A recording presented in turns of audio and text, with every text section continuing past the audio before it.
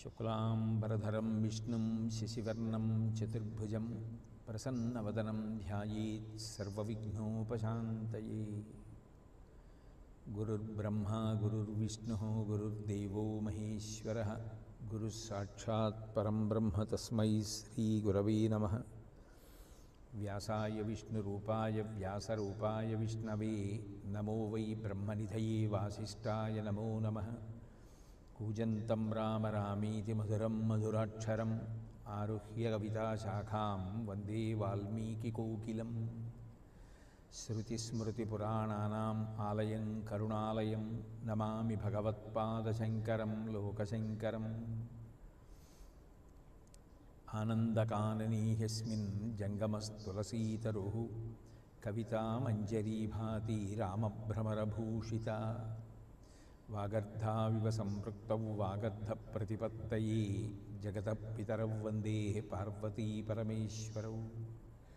సూక్తిం సమగ్రయతున స్వయమేవ లక్ష్మీః శ్రీరంగరాజమహిషీ మధురైకటాక్షైః.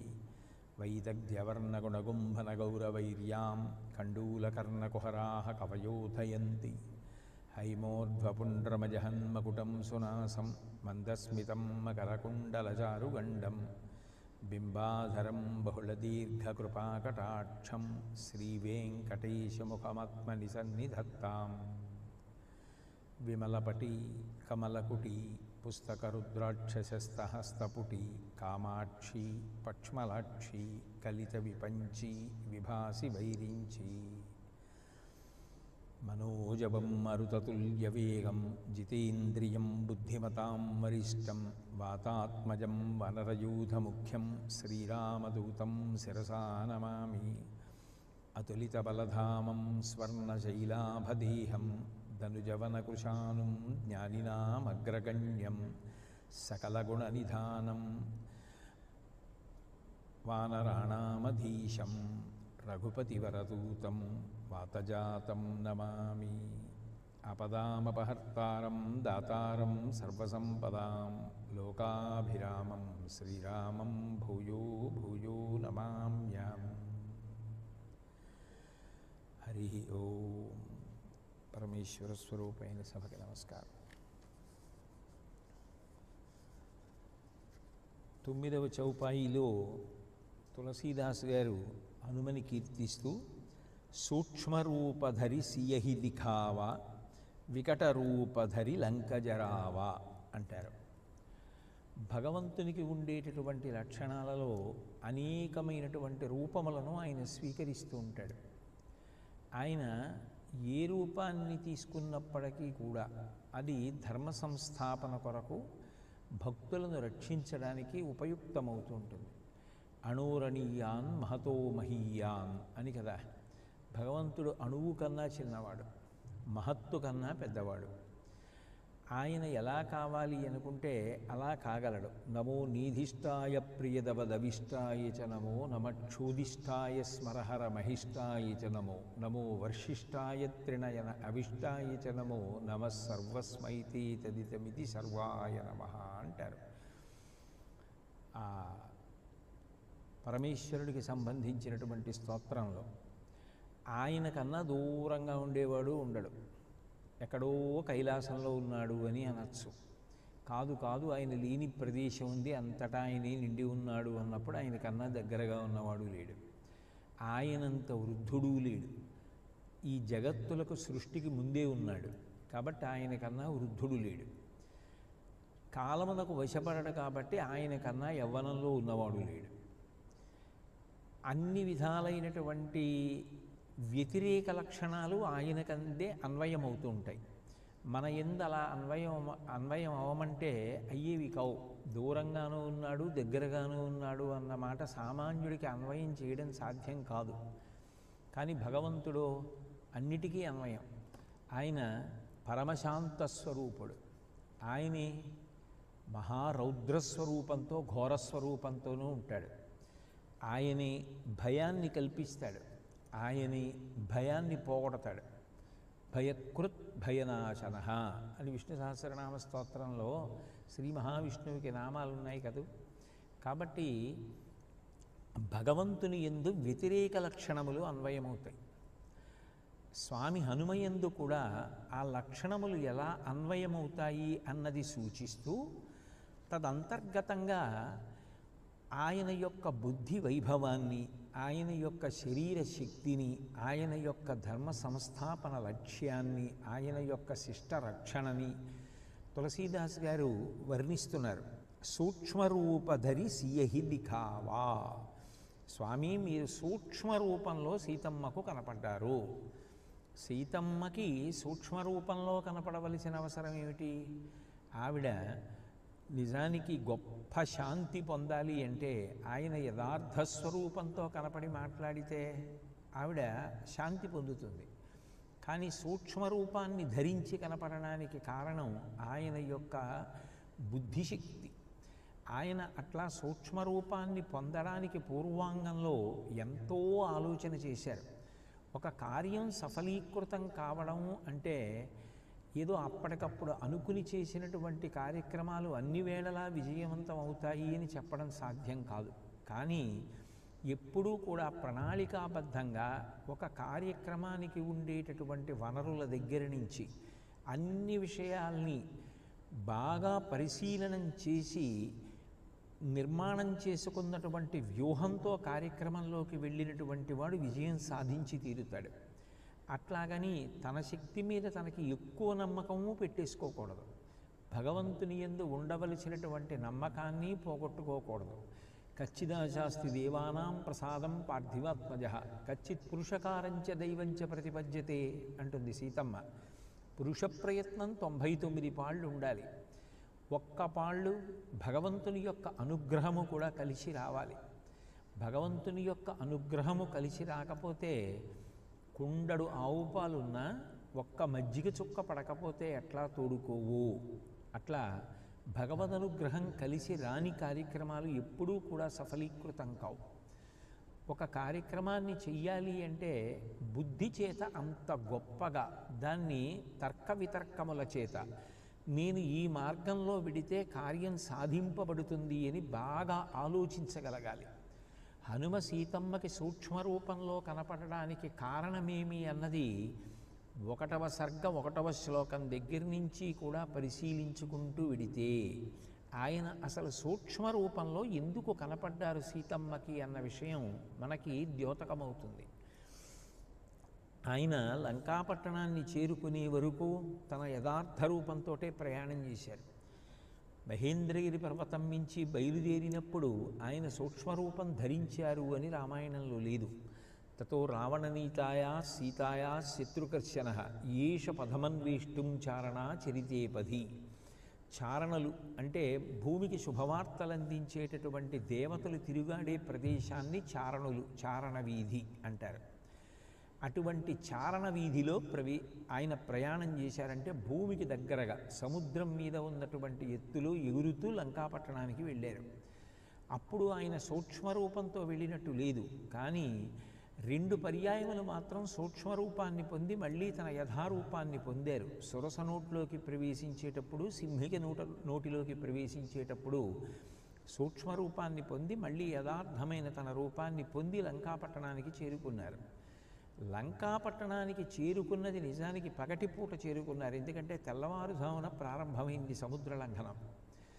చేరుకున్న తర్వాత ఆయన వెంటనే ప్రారంభించాలా సీతాన్వేషణం? ఎప్పుడు ప్రారంభించాలి? అసలు దేశము కాలము ఈ 2 ప్రధానం. ఎప్పుడైనా ఒక కార్యక్రమాన్ని ప్రారంభం చెయ్యాలి అంటే కాలాన్ని బాగా దృష్టిలో పెట్టుకొని ఆలోచించాలి. 2 దేశము అంటే మీరు ఈ కార్యక్రమాన్ని ఎక్కడ చేస్తున్నారు, దానికి సంబంధించిన వనరులు ఏమిటి, మీరు ఎక్కడికి వెళ్ళారు, ఏ ప్రయోజనం కోసం వెళ్ళారు, అక్కడ మీరు చేసే కార్యక్రమానికి మీకు అందుబాటులో ఉండేటటువంటి సౌకర్యములు ఎటువంటివి, ఏ జాగ్రత్త తీసుకోవాలి, దీని మీద తగిన పరిశీలన లేకుండా ఏదో లంకాపట్టణంలోకి వెళ్ళాను కదా అని చెప్పి వెంటనే అన్వేషణకి బయలుదేరితే కార్యం విఘాతం పొందుతుంది. అందుకని ఆయన బాగా ఆలోచన చేశారు. ఆలోచన చేసి అనేన రూపేణ మయా న శక్యా రాక్షసాంపురి ప్రవేష్టుం రాక్షసైర్గుప్త క్రూరై బలసమన్వితై. ఇది లంకాపట్టణం. ఈ లంకాపట్టణం అంతా కూడా రాక్షసులు నివసిస్తున్నటువంటి ప్రదేశం. ఈ రాక్షసులకు రెండు లక్షణాలు ఉన్నాయి.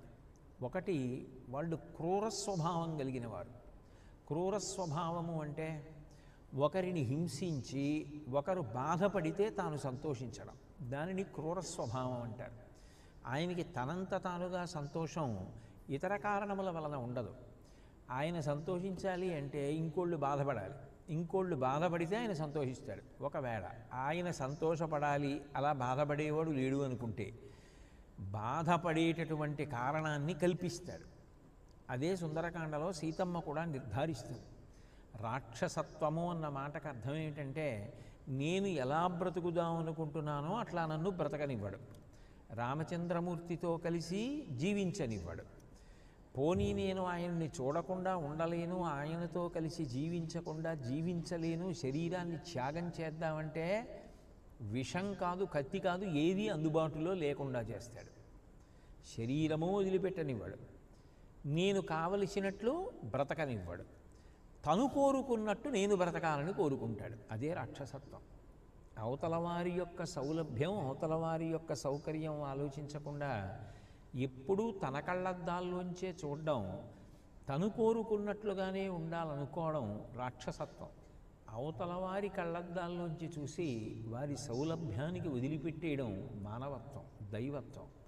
అది బాగా పెరిగిందనుకోండి మనసు లోపల, మీకు ఇబ్బందికరమైతే నేను దాని జోలికి రాను అని మీరు మనస్ఫూర్తిగా అనగలిగారనుకోండి, అవతల వారికి ఏమాత్రమైనా ఇబ్బందేమో అని మీకు అనుమానం వస్తే దాన్ని వాళ్ళ మీద రుద్దకుండా మిమ్మల్ని మీరు నిగ్రహించుకోగలిగారనుకోండి, అదే దైవత్వం.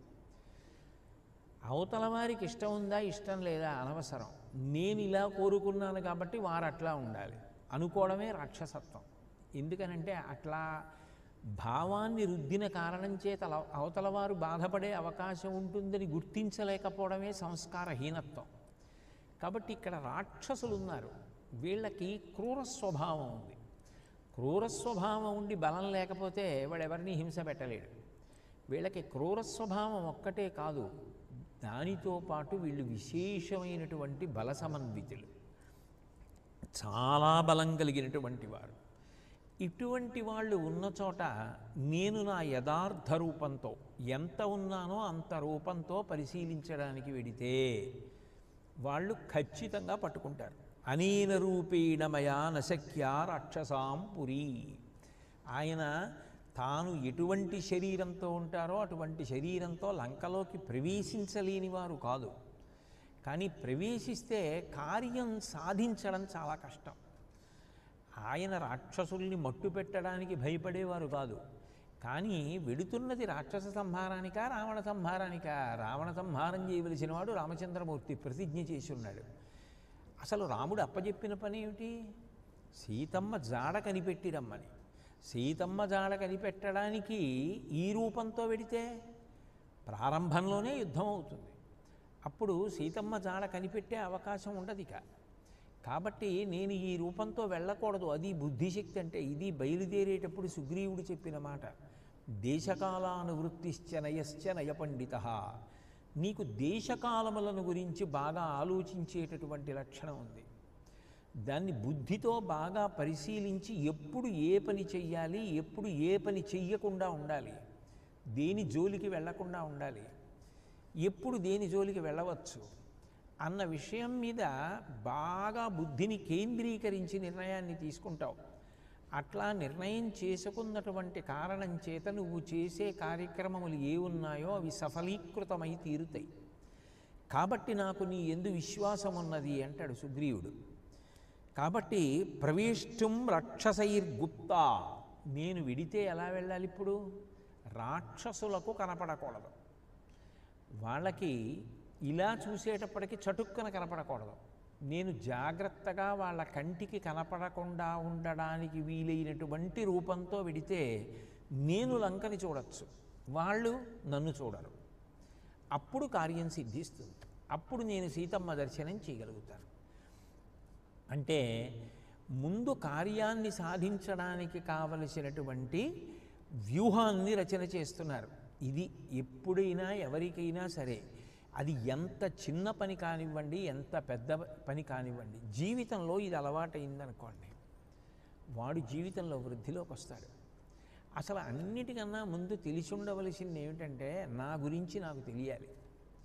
నేను ఇవాళ చేసే కార్యక్రమాలు ఏమిటి, ఈ కార్యక్రమాలు చేయడానికి నాకు సిద్ధమవడానికి నాకు ఎంత సమయం కావలసి ఉంటుంది, నేను ఇంత సమయాన్ని వాడుకోవడానికి వీలుగా నా రోజు ప్రణాళికని ఎలా నిర్వచనం చేసుకోవాలి, ఎలా కార్యక్రమాన్ని నిర్వహించాలి, ఒత్తిడి లేకుండా ఎప్పుడు ఏ పని చెయ్యాలో ఆ పనికి వీలుగా నేను ఎలా సిద్ధపడాలి అంటే దానికి అడ్డొచ్చేవి రెండే. ఒకటి అనుకూలంగా కనపడి పాడి చేసేవి కొన్ని, అంటే మనసుకి రంజకత్వాన్ని ఇస్తాయి.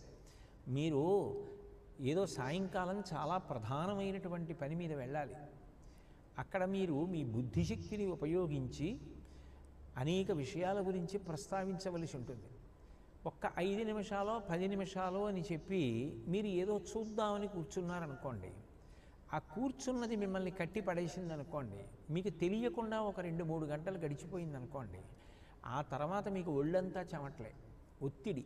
ఎందుకనంటే దీని మీద నేను సమగ్రంగా పరిశీలనం చేయలేదు. ఇప్పుడు ఏదో చెప్పడం వేరు, దాని మీద నాకు ముందు తృప్తి కలిగేటట్టు చెప్పడం వేరు. కాబట్టి నేను ఎంత సమయాన్ని కేటాయిస్తే నా లక్ష్యాన్ని నేను చేరుకుంటాను. నీ గురించి, నీ సమర్థత గురించి, నువ్వు చేయవలసిన కార్యక్రమం గురించి ముందు నీకు తొందరపాటు ఉండకూడదు, తడబాటు ఉండకూడదు. రెండూ లేకుండా నువ్వు బాగా ఆలోచించగలగాలి. అసలు ఆ ఆలోచనే లేకుండా నేనేమవుతానో నాకు తెలియదు, నేనేం చదువుకోవాలి నాకు తెలియదు, నేనేం చెప్పాలి నాకు తెలియదు, వచ్చే గంటలో నేనేం చేయాలి నాకు అవగాహన లేదు, రేపేం చేయాలి ఆలోచన లేదు, ఇంకా వాడి జీవితంలో ఏది సాధిస్తాడు,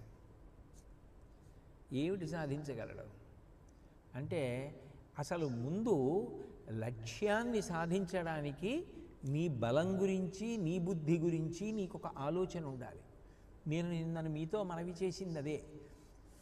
మీరు ఏ రంగంలో హనుమ గురించి ఆలోచించండి, ఆయనే మార్గదర్శి.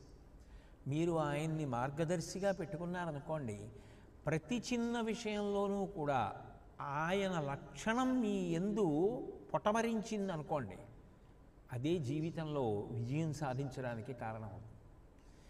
ఎంత జాగ్రత్తగా ఆలోచిస్తున్నారో చూడండి. కాబట్టి క్రూరైర్బలసమన్వితై ప్రవేష్టుం రాక్షసైర్గుప్త, ఈ రాక్షసులున్న ప్రదేశానికి నేను గుప్తమైన రహస్యమైనటువంటి విధానంలో వెళ్ళాలి. నేను చూడగలగాలన్నీ, కానీ వాళ్ళు నన్ను చూడకుండా ఉండాలి. ఇలా ఉండాలి అంటే ఏ రూపమైతే బాగుంటుంది అంటే, వంచనీయా మయా సర్వే జానకీం పరిమార్గత, సీతమ్మని అన్వేషించాలి. సీతమ్మని అన్వేషించాలి అంటే ఆమె ఇక్కడే ఉంటుంది అని ఏం నమ్మకం? ఎత్తుకుపోయినటువంటి వాడు ఆమె కొరకు ఎవరైనా వస్తారేమోనన్న భయం పొంది తీరుతాడు. ఎందుకంటే ఆమె సామాన్యురాలు కాదు, రామచంద్రమూర్తి యొక్క పత్ని, మహానుభావుడు రామచంద్రమూర్తి. అంటే ఆ భయం లేకపోతే రాముడు లేకుండా ఎందుకు ఎత్తుకొచ్చాడు?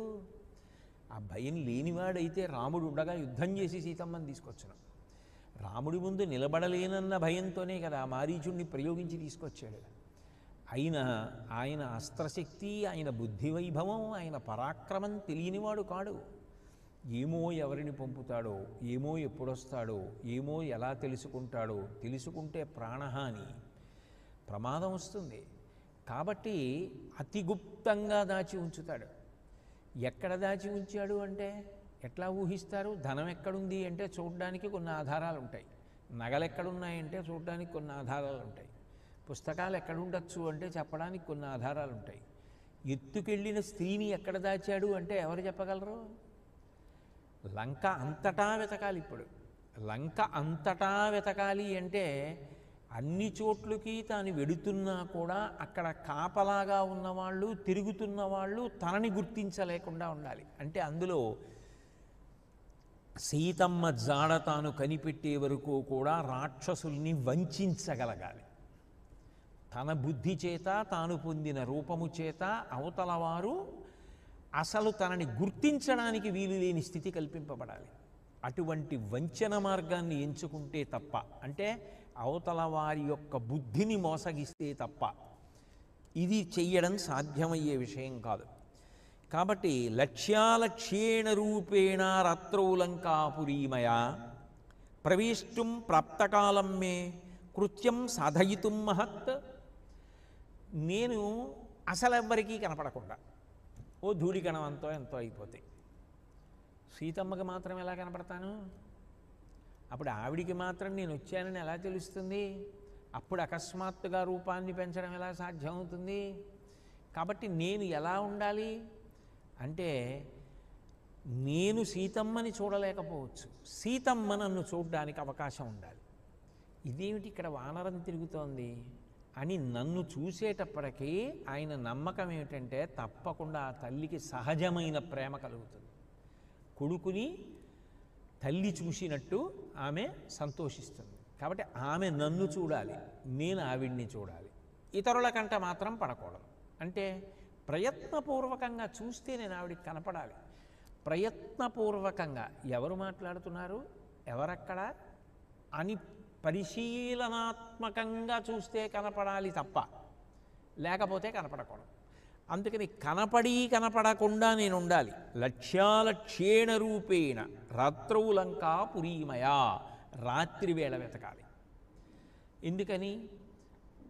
పగటి వేళ వెతికితే ఆ వెలుగులో స్పష్టంగా కనపడిపోతుంది, ఎక్కడున్నా ఎటు వెడుతున్నా తెలుస్తుంది. చీకట్లో అయితే తెలిసే అవకాశం లేదు. ఎంత బాగా వెళ్ళగలగాలి అంటే పిల్లంత రూపాన్ని పొందాలి. రాత్రివేళ పిల్లి వెడుతూ ఉంటుంది, ఎవ్వరికీ తెలియదు. ఆఖరికి ఆ ఎలక కూడా కనిపెట్టలేదు పిల్లి వచ్చిందని, నిశ్శబ్దంగా వచ్చి పట్టుకుంటుంది. కాబట్టి అట్లా వెళ్ళాలి నేను. ప్రవేష్టుం ప్రాప్తకాలం మే కృత్యం సాధయితుం మహత్. దాని వలన నేను ఆ సీతమ్మ యొక్క జాడ కనిపెట్టగలగాలి. ప్రధానంగా రావణాసురుడి యొక్క కంట పడకూడదు. అన్నిటికన్నా సాధించవలసిన విషయాలలో ప్రధానమైంది ఏమిటంటే, నేను సీతమ్మకి కనపడినప్పుడు సీతమ్మ ఒంటరిగా ఉండాలి, సీతమ్మకి నేను కనపడినప్పుడు నేను ఒంటరిగా ఉండాలి. నా పక్కన ఎవ్వరూ ఉండకూడదు. అంటే వాళ్ళు నన్ను గమనించే అవకాశం లేదు కదా అని 10 మంది మధ్యలోకి నేను వెళ్ళి నించుంటే ఆవిడ నన్ను చూసే అవకాశం ఉండదు. అట్లాగని ఆవిడ్ని నేను చూశాను కదా జాడ కనిపెట్టి వెళ్ళిపోయానంటే సరిపోదు. ఆవిడ స్థితి ఏమిటో తెలుసుకోవాలి, ఆవిడ కష్టం తెలుసుకోవాలి, ఆవిడ మనస్థితిని తెలుసుకోవాలి. అంటే ఆవిడ నాతో మాట్లాడడానికి అవకాశం కలగాలంటే ఆవిడ ఒంటరిగా ఉండాలి, నేను ఒంటరిగా ఉండాలి. నా పక్కన ఎవరు ఉండకూడదు, ఆవిడ పక్కన ఎవరు ఉండకూడదు. ఆ సమయం తటస్థించే వరకు నేను ఓర్పు పట్టాలి. కాబట్టి నేను అట్లా రాత్రి వేళ వెతకాలి, రాత్రి వెతికి పట్టుకోవాలి. కాబట్టి ఎందుకని? కృత్యం సాధయితుం మహత్.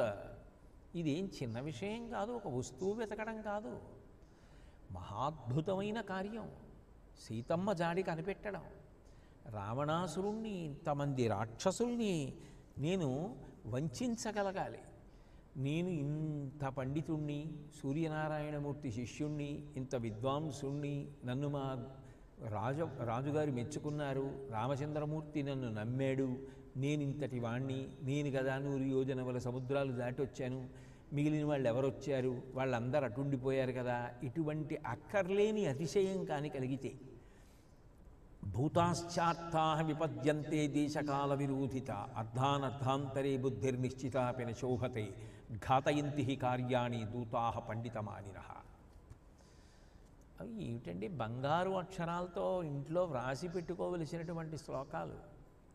భూతాశ్చార్థా విపద్యంతే దేశకాల విరోధిత అర్ధానర్ధాంతరే బుద్ధిర్నిశ్చితాపిన శోభతే ఘాతయంతి కార్యాణి దూతా పండితమానినః. నా అంతవాణ్ణి నేను చాలా గొప్పవాణ్ణి అన్న అతిశయం కానీ పెరిగినటువంటి బుద్ధితో దూత కార్యాన్ని చేస్తే, నా యందు ఈ గొప్పతనం ఉంది, నేనే ఈ కార్యాన్ని చేయగలను, నేను తప్ప చేసేవాళ్ళెవరో అన్న బుద్ధి కలగగానే ఆ అతిశయం ఏం చేస్తుంది?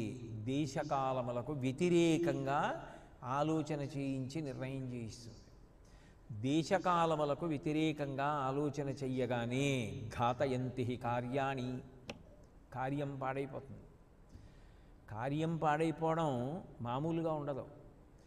ప్రభువు యొక్క కార్యం పోతుంది. నేను కానీ దొరికిపోతే, నేను సరిగ్గా ప్రవర్తించకపోతే సుగ్రీవుడి కార్యం పోయింది. ఎందుకంటే సుగ్రీవుడు రాముడికి ఇచ్చిన మాట నెరవేరదు. రాముడు పెట్టుకున్న ఆశలన్నీ పోతాయి. ఎందుకంటే నేను వచ్చాను, వెతుకుతున్నాను అన్న విషయాలు తెలిసిపోతే ఆయన సీతమ్మ జాడ మార్చేయచ్చు. కాబట్టి అది చాలా జాగ్రత్తగా ఆలోచించవలసింది. అంతేకాని ఇప్పుడు నా గొప్పతనం, నాకే ఈ శక్తి ఉంది, ఇట్లాంటి ఆలోచనలు చేయకూడదు. కార్యాన్ని ఎంత జాగ్రత్తగా చెయ్యాలన్నది దేశకాలాలు దృష్టిలో పెట్టుకు చెయ్యాలి. దేశకాల విరోధిత అర్ధానర్ధాంతరే బుద్ధిర్నిశ్చితాపి నశోభతే ఘాతయంతి కార్యాణి దూతా పండితమానినః. నా అంతవాణ్ణి నేను అని అతిశయం పొందినటువంటి దూత వలన ప్రభువు యొక్క కార్యక్రమాలు చెడిపోతాయి. పైగా ఇంత కష్టపడి 100 యోజనముల సముద్రాన్ని దాటిందిందుక, పైగా రామకార్యం నెరవేరాలి. రాక్షసులు చూస్తే అంగుళం తెలుసు లంకాపట్టణం. వాళ్ళకి తెలియని ప్రదేశం లేదు. వాళ్ళు ఎక్కడ ఎవరు ఉంటారో, ఎక్కడ ఎవరు ఉండకూడదో వాళ్ళకి బాగా తెలుసు. ఉండకూడని చోట ఎవరన్నా కనపడినా వాళ్ళు అనుమానపడతారు, వీళ్ళు ఇక్కడ ఎందుకున్నారంటారు. ఉండవలసిన వాళ్ళు ఉండకుండా ఉన్నా వాళ్ళు ఇక్కడ ఏమైపోయారని అడుగుతారు. అది ఎప్పుడు సాధ్యం? అసలు ఆ ప్రదేశం అంతటి మీద పట్టు ఉండాలి. ఆ ప్రదేశం మీద పట్టు ఉండాలి, ఆ కాలం మీద పట్టు ఉండాలి.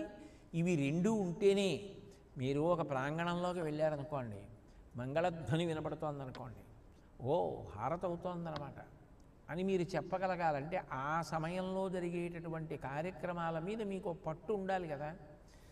అది ఎక్కడ జరుగుతూ ఉంటుంది? మీరు ఎంతసేపట్లో వెడదామనుకుంటున్నారు? దీని మీద మీకు ఒక స్పష్టత ఉండాలి కదా.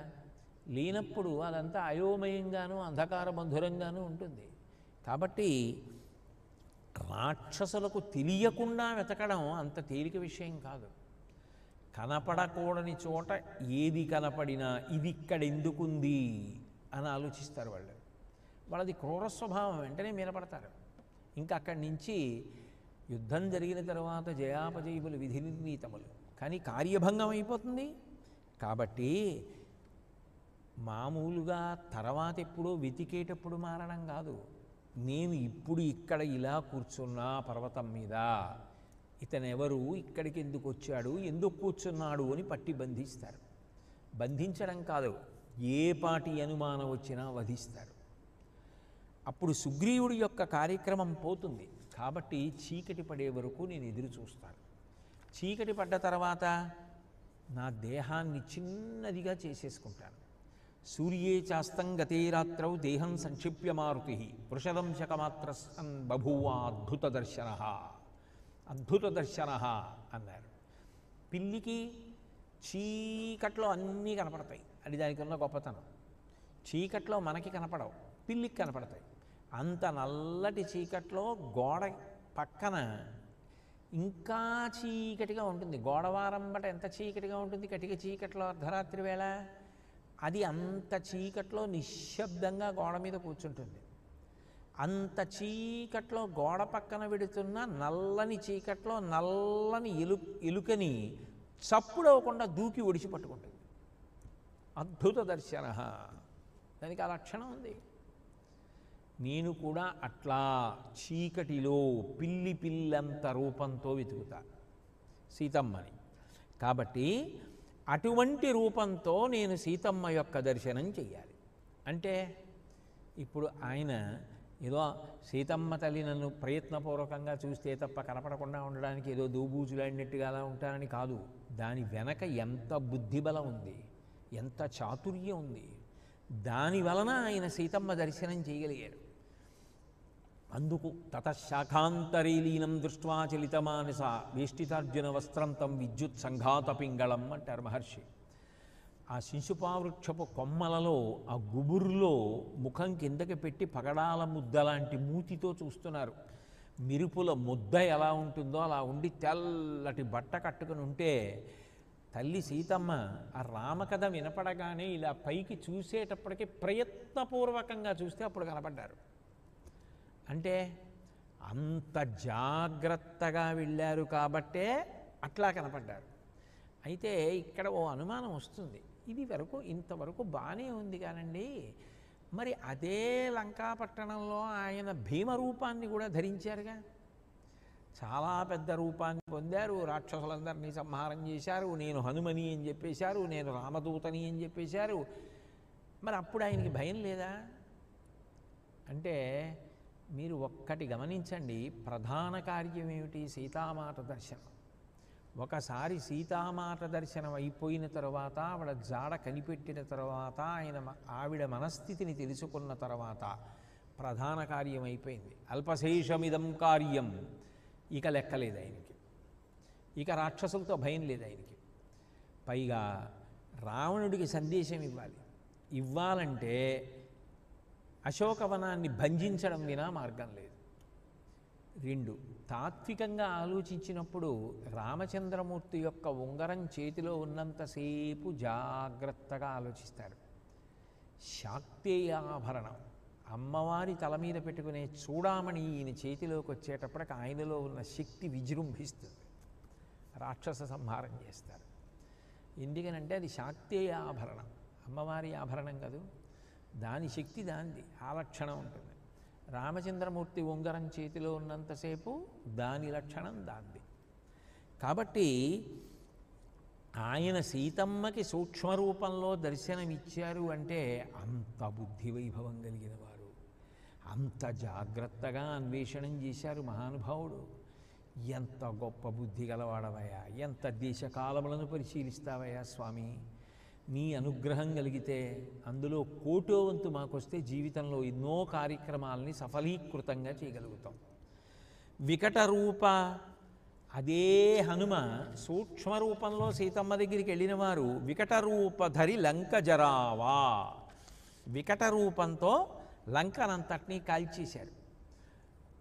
ఈ వికట అన్న శబ్దం మనం తెలుగులో ఎక్కువగా ఈ వికట కవి అనేటటువంటి శబ్దం వల్ల హాస్యస్ఫోరకత్వంతో ఉండేది అని ఒక ఆలోచన ఉంటుంది. కానీ మీరు జాగ్రత్తగా గమనిస్తే నిజానికి వికట అంటే హాస్యస్ఫోరకత్వము అని కాదు. వికట అన్న శబ్దానికి అర్థం ఏమిటంటే చూడగానే అవతలవారు భయపడేటటువంటి రూపం. అప్పటి వరకు ప్రశాంతంగా ఉన్నదే చూడ్డానికి భయం వేసేటట్టు. అంటే ఆయన పరమశాంతమూర్తి, ఆయన్ని చూస్తే మనసుకి ప్రశాంతత, ఆయనతో మాట్లాడితే ప్రశాంతత.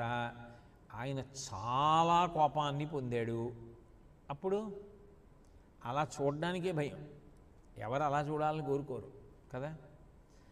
అయ్య బాబోయ్, ఆయనకి నా మీద అంత కోపం వచ్చేలా ఉండాలి, ఆయన నా మీద అంత కోపంగా ముఖం ఎర్రపడిపోయి మాట్లాడాలని ఎవరైనా కోరుకుంటారా? ప్రశాంతంగా ఉండి మనశాంతికి కారణమయ్యేవాడు ప్రశాంతంగానే మనతో ఉండాలని కోరుకుంటాడు ఎవడైనా. అంత ప్రశాంతంగా ఉండి అంత బుద్ధి వైభవంతో ఉన్నవాడు అకస్మాత్తుగా అవతల వాళ్ళు చూడడానికి భయపడేటట్టుగా మారితే అది వికట రూపం అంటారు. ఆయన ఏం చేశారు? అటువంటి వికట రూపంతో లంకని కాల్చి అవతల పారేశారు. లంకని ఎందుకు కాల్చారు అంటే దానికి దేశకాలాదులే కారణం. బుద్ధి అన్నది హనుమయందు ఎప్పుడూ అంతే, బుద్ధిమతాం వరిష్టం. ఏదో ఇంద్రజిత్ బ్రహ్మాస్త్రానికి కట్టుబడినట్లుగా నటించి ఆ రావణాసురుడికి సందేశం ఇవ్వాలని సభలోకి ప్రవేశించారు. హనుమ చెప్పిన మంచి మాటలు తలకెక్కకపోగా కోపం శేషేన పూరయేత్ అంటారు కదా, ఆ కోపంతో హనుమని వధించమన్నాడు. వెంటనే విభీషణుడు లేచి సాధుర్వా ఇదివా సాధు పరైరేష సమర్పిత బ్రువన్ పరార్థం పరవాన్ నదూతో వధమర్హసి. అన్నయ్య, నీలాంటి చదువుకున్నవాడు కూడా ధర్మాన్ని వదిలేస్తే ఇంక అసలు ధర్మం అన్న మాటకి చదువుకోవడం అన్న మాటకి సంబంధం లేదనుకోవాలి. నీకు తెలుసు కదా, దూతని చంపకూడదు, ఏదైనా ఒక అవయవాన్ని ఖండించవచ్చు, వాతలు పెట్టవచ్చు, అటువంటి శిక్షలు ఏమైనా వెయ్యొచ్చు. అయినా రామలక్ష్మణుల పనుపున సుగ్రీవుడి పనుపున వచ్చినటువంటి దూత అయినటువంటి హనుమని నువ్వు సంహరించేస్తే ఇక పైన అసలు ఆ రాజకుమారుల దగ్గర నుంచి నీ దగ్గరికి వర్తమానం తీసుకొచ్చేవాడు ఎవరుంటాడు? నీ యొక్క బలం అవతల వారికి ఎలా తెలుస్తుంది? ఆ దూతని చంపేస్తానంటే ఏమిటన్నయ్యా, తప్పు కదా, చంపకూడదు కదా అన్నాడు. అంటే రావణాసురుడు, ఇది క్రూరత్వం అంటే. ఆయన అన్నాడు, కపీనాం కిలలాంగూలం ఇష్టం భవతి భూషణం తదస్య దీప్యతాం శీఘ్రం తేన దగ్ధేన గచ్చతు. వానరములకు అన్నిటికన్నా దాని తోక దానికి చాలా ప్రీతి. శరీరంలో కోతికి అత్యంత ఇష్టమైనటువంటి అవయవం ఏది అంటే తన తోకే. కాబట్టి తోక లేకపోతే మిగిలిన వానరములన్నీ పరిహాసం ఆడతాయి, నీ తోకే ఇదని, తోకలేని కోతి అంటాయి. అందుకని ఒక పని చేయండి, ఈ మహావానరం ఉందే హనుమ, ఈయన తోకకి బట్టలు చుట్టండి, నెయ్యి పొయ్యండి, అగ్నిహోత్రాన్ని వెలిగించండి, రథం ఎక్కించండి, కట్టండి. చారీకుడు అంటే గూఢచారి అంటూ ఇరుకు సందుల నుంచి రాజవీధుల వరకు తిప్పండి. బాలురు వృద్ధులు అందరూ బయటికి వచ్చి చూడాలి అని చెప్పండి. దీని తోక కాలిపోతుంది. అందరూ అట్లా చూస్తుంటే అవమానపడిపోతుంది. కాలిపోయిన తోకతో ఇది తిరిగి వెడుతుంది. మిగిలిన వానరాలన్నీ దీన్ని చూసి తోకలేని కోతి అంటాయి. అప్పుడు అవమానపడుతుంది. కాబట్టి తోకకి అగ్నిహోత్రాన్ని వెలిగించండి అన్నాడు. వాళ్ళు బట్ట తీసుకొచ్చి ఆయన తోకకి చుడుతున్నారు, ఆయన తోక పెంచుతున్నారు, వీళ్ళు చుడుతున్నారు, దాని మీద నెయ్యి పోస్తున్నారు వెలిగిద్దామని. ఆయన ఆలోచన చేశారు, వీళ్ళు నన్నేమైనా చెయ్యగలరా? ఇలా బట్టలు చుట్టి నెయ్యి పోసి అగ్ని వెలిగిస్తే వీళ్ళు నన్ను చెయ్యగలిగినది ఏమైనా ఉంటే ఉత్తర క్షణం రక్షించుకోవాలి. వీళ్ళు నన్ను ఏమీ చేయలేరు. ఎందుకని అంటే నేను ఏ క్షణంలో తలుచుకుంటానో ఆ క్షణంలో వీళ్ళు ఎన్ని పాశాలు కట్టినా తెంపేస్తాను. తెంపేసినా మళ్ళీ పట్టుకుంటారేమో, నన్ను ఏమైనా చేస్తారేమో అన్న భయం నాకేం లేదు. ఈ లంకనంతటినీ చంపేస్తాను, రావణుణ్ణి కూడా చంపేస్తాను, అంత బలం నాది. కాబట్టి నేను వీళ్ళకి భయపడవలసిన అవసరం నాకేం లేదు. కానీ ఎందుకు మరి నేను కట్టుబడి ఉండాలి? వీళ్ళు అగ్నిహోత్రాన్ని వెలిగిస్తే కొంతసేపు నేను ఆ అగ్నిహోత్రంతో ఎందుకు తిరగాలి? వాళ్ళు పెట్టిన వాహనంలో కూర్చుని ఎందుకు వెళ్ళాలి అంటే, ఇది భర్తుర్హితార్థాయ చరంతం భర్తృశాసనాత్ బద్ధంత్యేతే దురాత్మానో నతుమే నిష్కృతి కృతా. నేను ఎందుకు ఈ కష్టం భరించాలి అంటే రాముడి కోసం కష్టపడవలసి వచ్చినా నాకేం బాధ లేదు. ఆయన సంతోషం కోసం నేను చేస్తాను. ఆయన సంతోషం కోసం నేను చేస్తానన్న మాట ఉందే, అది గొప్ప భక్తి. నాకిష్టమైందా నాకిష్టం లేనిదా, నాకు సౌకర్యమైనదా నాకు సౌకర్యము కానిదా కాదు, ఆయనకు ఇష్టమైనది కాబట్టి నేను అదే చేస్తాను. అది భక్తి అంటే. కాబట్టి రాముడి కోసం చేస్తాను నేను. పైగా వీళ్ళు దురాత్ములు, వీళ్ళ ప్రభువు చెప్పినటువంటి మాట ప్రకారం వీళ్ళు నన్ను బంధించడానికి ప్రయత్నిస్తున్నారు. వీళ్ళు నాకు చేసే ప్రతిక్రియ ఏమీ లేదు, వీళ్ళు నన్ను ఏదో అవమానించేసేది లేదు. వీళ్ళు నా తోకకి అగ్నిహోత్రం పెట్టినంత మాత్రాన నాకు కలిగేటటువంటి ఆపద లేదు. అయ్య బాబోయ్, ఇంత పెద్ద అవమానం పొందడమా అనడానికి నేను వాళ్ళని ఏమీ చెయ్యలేక పొందితే అవమానం. వాళ్ళని చెయ్యగలిగి ప్రభు కార్యం కోసం నేను ఓర్పు పడుతున్నాను. ఇది నా స్వామి యొక్క ప్రీతి కొరకు, ఆయన యొక్క వైభవం కొరకు. కాబట్టి ఇందులో నేను బెంగపెట్టుకోవడానికి ఏం లేదు. కింటు రామస్య ప్రీత్యర్థం విషహిష్యేహ మీదృశం లంకా చారయితవ్యావై పునరేవ భవేదితి. నేను రాత్రివేళ లంకాపట్టణాన్ని అంతటినీ చూశాను. పైగా దృష్టి అంతా సీతమ్మ జాడ కనిపెట్టడం మీద ఉంది. అంత బాగా లంకని చూడాలి. ఇది మంచి అవకాశం కదా. వాళ్ళు తోకకి నిప్పు పెట్టి తిప్పుతారు, అలా అన్నీ వీధులన్నీ చూడొచ్చు, దుర్గాలన్నీ చూడొచ్చు, లంకాపట్టణం బలం చూడొచ్చు, ఎటువంటి వాళ్ళు ఉన్నారు చూడొచ్చు, ఎంత బలవంతులు ఉన్నారు చూడొచ్చు, ఎటువంటి బుద్ధి ఉన్న వాళ్ళు ఉన్నారు చూడొచ్చు. ఇప్పుడు ఒకడు మంచివాడు బయటపడ్డా, విభీషణుడు మాట్లాడాడు. ఇంకా ఎవరైనా ఉన్నారా ఇలాంటి వాళ్ళు ఇక్కడ మంచివాళ్ళు కూడా పరిశీలించవచ్చు అనుకున్నారు. అనుకొని రాత్రౌ నహి సుదృష్టామే దుర్గకర్మ విధానత అవశ్యమేవ ద్రష్టవ్య మయా లంకా నిశాక్షయే. నేను పగటివేళ కాలంలో నిశాక్షయే రాత్రిపోయిన తర్వాత పగటివేళలో లంకాపట్టణాన్ని అంతటినీ చూసినట్టయితే నాకు స్పష్టంగా బాగా తెలుస్తుంది, మనసులో ముద్రపడుతుంది. లంక ఇలా ఉంటుందని వెళ్ళి చెప్పచ్చు. అప్పుడు రేపు యుద్ధానికి వస్తే ఎటువైపు నుంచి ఎటువైపుకి ఎడితే ఎలా తిరగచ్చు అన్నది లంకాపట్టణం మీద నాకు అవకాశం కలుగుతుంది. ఇప్పుడు ఇది నాకు ఒక గొప్ప అవకాశం. దీన్ని వినియోగించుకుంటే వచ్చే నష్టం ఏమిటి? అంతే తప్ప ఒక మాట చెప్పగానే అంత ఆలోచించి మాట్లాడగలగడం. కామకోటి పీఠాధిపత్యం వహించిన మహాపురుషులు చంద్రశేఖరేంద్ర సరస్వతి స్వామి వారి దగ్గరికి ఏదైనా ప్రతిపాదన పట్టుకెడితే చటుక్కుని జవాబు చెప్పేవారు కాదు. ఒక్కొక్కసారి కొంతసేపు మౌనంగా ఉండేవారు. అంటే దాని గురించి అంత బాగా సాధ్యాసాధ్యాలను ఆలోచించి అప్పుడు జవాబు చెప్పేవారు. ఇలా చేద్దాం అనేవారు. ఎందుకనంటే ఒకసారి అన్నావు, అది నీ అభ్యున్నతికి కారణం అవ్వాలి తప్ప ఏ కారణం చేత కూడా అది ఇబ్బందులకు కారణం కాకూడదు. అందుకని ఎంత ఆలోచించి మాట్లాడేవారు ఆయన. కాబట్టి దీనివలన నాకు వచ్చే కష్టమేమిటి? ఏమీ లేదు. వీళ్ళు శంఖాలు మ్రోగిస్తూ గూఢచారి గూఢచారి అంటున్నారు. కాబట్టి నేను తట్టుకుంటే వచ్చిన నష్టం ఏమిటి? లంకాపట్టణం అంతా చూసేశారు. అప్పటి వరకు వాళ్ళందరి దృష్టిలో గూఢచారి పట్టుబడ్డాడు. అందుకని తోకకి నిప్పెట్టారు.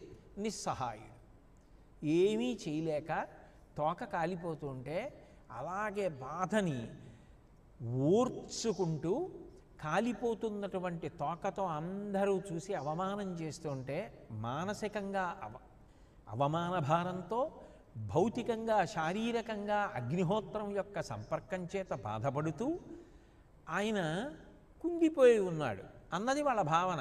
అలా చూస్తున్నారు వాళ్ళ హనుమని తప్ప హనుమ ఏ భావనతో ఉన్నారు వాళ్ళకి తెలియదు. అంతా అయిపోయింది తిప్పడం. ఇప్పుడు ఆయన ఆలోచించారు, ఇంకా పని అయిపోయిందిగా, చూసేశాను లంక అంతా, ఇంకా ఎందుకు? కాబట్టి ఇప్పుడు నేనేం చేయొచ్చు? ఏ మంట నాకు పెట్టారో ఆ మంటతోటే లంక కాల్చేస్తే వదిలిపోతుంది. కాబట్టి ఇప్పుడు ఆయన ఒక్కసారి భీమరూపాన్ని పొందారు. అది వికట రూపం అంటే. ఇప్పుడు అప్పటిదాకా దిగులుగా ఉన్నాడు, అలా ఉన్నాడు అనుకున్నవాడు ఒక్కసారి అంతెత్తున అంత పెరిగిపోయేటప్పటికే పట పట పట పట అన్నీ తెగిపోయి ఒక్కసారి సూక్ష్మరూపం మళ్ళీ పొందేసి మళ్ళీ చిన్నవారైపోయి అక్కడక్కడ ఉన్న కట్లన్నీ కూడా దులిపేసుకొని, ఎప్పుడైతే చిన్నవారైపోయారో కట్లు ఊడిపోతాయి, వదిలైపోతాయి, అన్నీ కింద పడిపోతాయి. కింద పడిపోగానే మళ్ళీ భీమరూపాన్ని పొంది తన తోకని తానే ఎత్తి ఇలా పట్టుకుని అగ్నిహోత్రాన్ని ఎక్కడ పెట్టనన్నట్టు చూస్తున్నారనుకోండి. ఇప్పటిదాకా చుట్టూ చేతకానివాడు అనుకున్న వాళ్ళకి ఆయన ఎలా కనపడతారు? అప్పుడు వికట రూప. అది తులసీదాసు గారి యొక్క రసానుభూతి. అది ఒక్కసారి వాళ్ళందరికీ ఒళ్ళు జలధరించిపోయింది. ఇత పూర్వం విన్నారు, 80,000 మంది కింకరుల మూకని కొట్టారు, అశోకవనం భంజించారు, అది మహావానరం అని వాళ్ళే అన్నారు. అయ్యబాబోయ్, ఇప్పుడు మళ్ళీ ఇలా అయిపోయారు. అప్పుడు కూడా ఒక్క క్షణం ఆలోచించారు, మహాపాపాత్ముడి ఇంటితో మొదలు పెడదాం లంకని కాల్చేయడం. ఎవరింటితో మొదలెడదాం? పెద్ద మొనగాడిలా రావణాసురుడి పక్షాన ప్రారంభించాడే ఉపన్యాసం ప్రహస్తుడు, వాడింటితో మొదలెడదాం. ధర్మం మాట్లాడాడే విభీషణుడు దూతని చంపకూడదని, ఆయన ఇల్లు మాత్రం అగ్ని సంస్కారం చెయ్యొద్దు, ఆయన ఇల్లు వదిలేద్దాం. అది అట్లా పట్టుకొని ఇళ్లల్లో పెట్టేస్తున్నారు అగ్నిహోత్రం. ఎప్పటి నుంచో అగ్నిహోత్రుడికి మంట ఉంది. ఎందుకని ఆయన దేవత ఎన్ని బాధలు పెట్టాడు. ఎప్పుడు అవకాశం వస్తుందా అని చూస్తున్నారు. అగ్నికి వాయువు తోడయ్యాడు అనుకోండి, ఇంకెవరైనా ఆపగలరా? ఆయన ఎవరు? వాయుకుమారుడు. కొడుకుని అలా చేస్తే ఆయన ఒప్పుకుంటారా? తండ్రి వాయువు. అందుకని అగ్నికి వాయువు తోడయ్యాడు. రాక్షసులు కొవ్వు పట్టు ఉన్నారు. ఎందుకనంటే బాగా తినడం, ఇతరుల్ని బాధ పెట్టడం తప్ప వాళ్ళకి తగిన పనే ఉంది. అందుకని ఒంటికి కొవ్వు పట్టుంది. కొవ్వు ఎక్కడుందో అక్కడ అగ్ని బాగా అంటుకుంటుంది. ఇప్పుడు ఏమైంది? ఏ వృద్ధులు ఏ బాలురు కూడా నడవలేనివాడు కూడా పైకొచ్చి పళ్ళి గిలించి నవ్వాడో వాళ్ళే ఇప్పుడు ఇంట్లోకి వెళ్ళలేరు, బయట నించోను లేరు. అన్ని చోట్ల అగ్నిహోత్రమే. వాడు ఎక్కడికి పారిపోతాడు? నడవలేనివాడు బయటకు వచ్చి నవ్వాడు. ఇప్పుడు వాడు నడిచి కాదు కదా, పరిగెత్తి ఎటూ పారిపోలేడు. ఇల్లు గాలిపోతోంది, ఊరు గాలిపోతోంది. ఎక్కడికైనా పారిపోతాడు? హాతాత పుత్రకాంతమిత్ర, ఓ తండ్రి అంటే ఓ కొడక అంటే ఓ భార్య అంటే ఓ పిల్ల, ఎక్కడ చూసినా అరుపులే, ఎక్కడ చూసినా పొగలే. కొన్ని చోట్ల దూది పింజల్లా, కొన్ని చోట్ల మోదుగ వృక్షాల్లా, కొన్నిటి జ్వాలలతో, కొన్ని చోట్ల పొగతో, నలుపుతో లంక అంతా కాలిపోతోంది. తాపడం చేయబడినటువంటి బంగారం అంతా కరిగిపోతోంది. వజ్రాలు, వైఢూర్యాలు, ముత్యాలు అన్నీ పెటిల్లున పేలిపోతున్నాయి. ఎక్కడ చూసినా ఆర్తనాదాలే. మొత్తం లంక కాలిపోతోంది.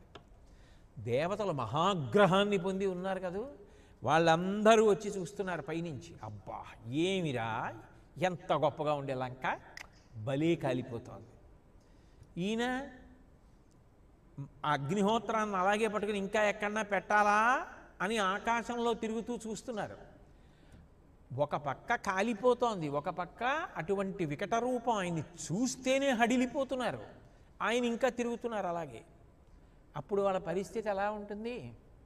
కానీ అదే వికట రూపంతో ఉన్న హనుమ దేవతలకి గొప్ప ప్రసన్నమూర్తి. అది భగవంతుని యొక్క రూపవైభవం. పాపాత్ముల పాలిట ఘోర రూపం, భక్తుల పాలిట శాంత రూపం. అందుకే తతస్తుతం వనరవీరముఖ్యం మహాబలం మరుతతుల్యవేగం మహామతిం వాయుసుతం వరిష్టం ప్రతుష్టువుర్దేవ గణాశ్చ సర్వే. దేవతలందరూ కూడా ఆయన్ని కీర్తిస్తున్నారు. ఏమి మహానుభావుడు, వానరవీరులలో ముఖ్యుడైనటువంటి వాడు, గొప్ప బలం కలిగినటువంటి వాడు, వాయువేగం కలిగినటువంటి వాడు, బుద్ధిమంతుడు, శ్రేష్ఠుడు అని దేవతలందరూ స్తోత్రం చేస్తున్నారు. లంకలో ఉన్న వాళ్ళందరికీ వికట రూపంతో, అంత భయంకర రూపంతో కనపడ్డారు. ఎందుకని? వాళ్ళ ఊరు కాలిపోతోంది, వాళ్ళు కాలిపోతున్నారు. పోనీ వాళ్ళ ఊరు కాలిపోతూ ఉంటే, వాళ్ళ ఇల్లు కాలిపోతూ ఉంటే, వాళ్ళ గొడవలో వాళ్ళు ఉండి ఏదో ఇంట్లోకి బయటికి వెడుతుంటే వస్తుంటే ఆ దారి వేరు. ఈయన అదే సమయాన్ని చూసి అరిచేతులతో కొడుతున్నారు, మోకాళ్లతో గుద్దుతున్నారు, పాదాల కింద పెట్టి తొక్కేస్తున్నారు, గోళ్లతో గీరేస్తున్నారు. వేలకి వేల మంది రాక్షసులు నిహతులైపోతున్నారు.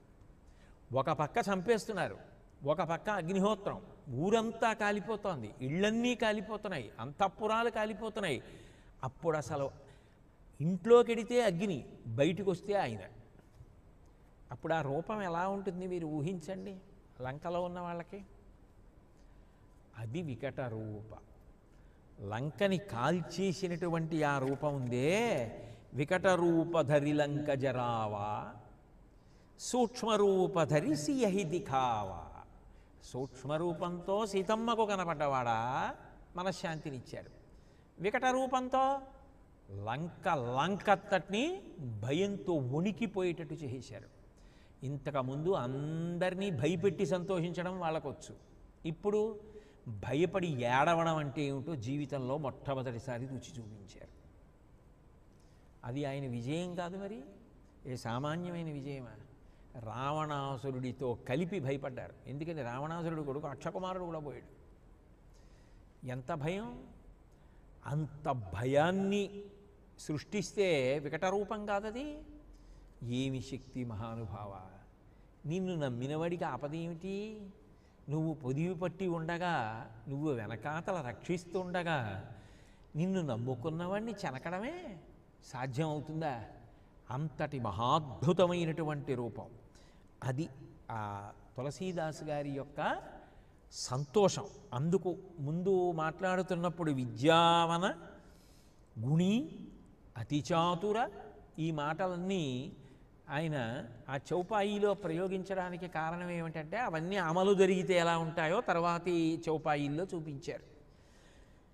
భీమరూపధరి అసుర సంహారే రామచంద్రకే కాజసవారే.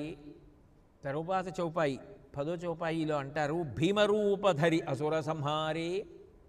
ఇప్పుడు ఇంకో రూపాన్ని చూపిస్తున్నారు హనుమది. భీమరూపధరి.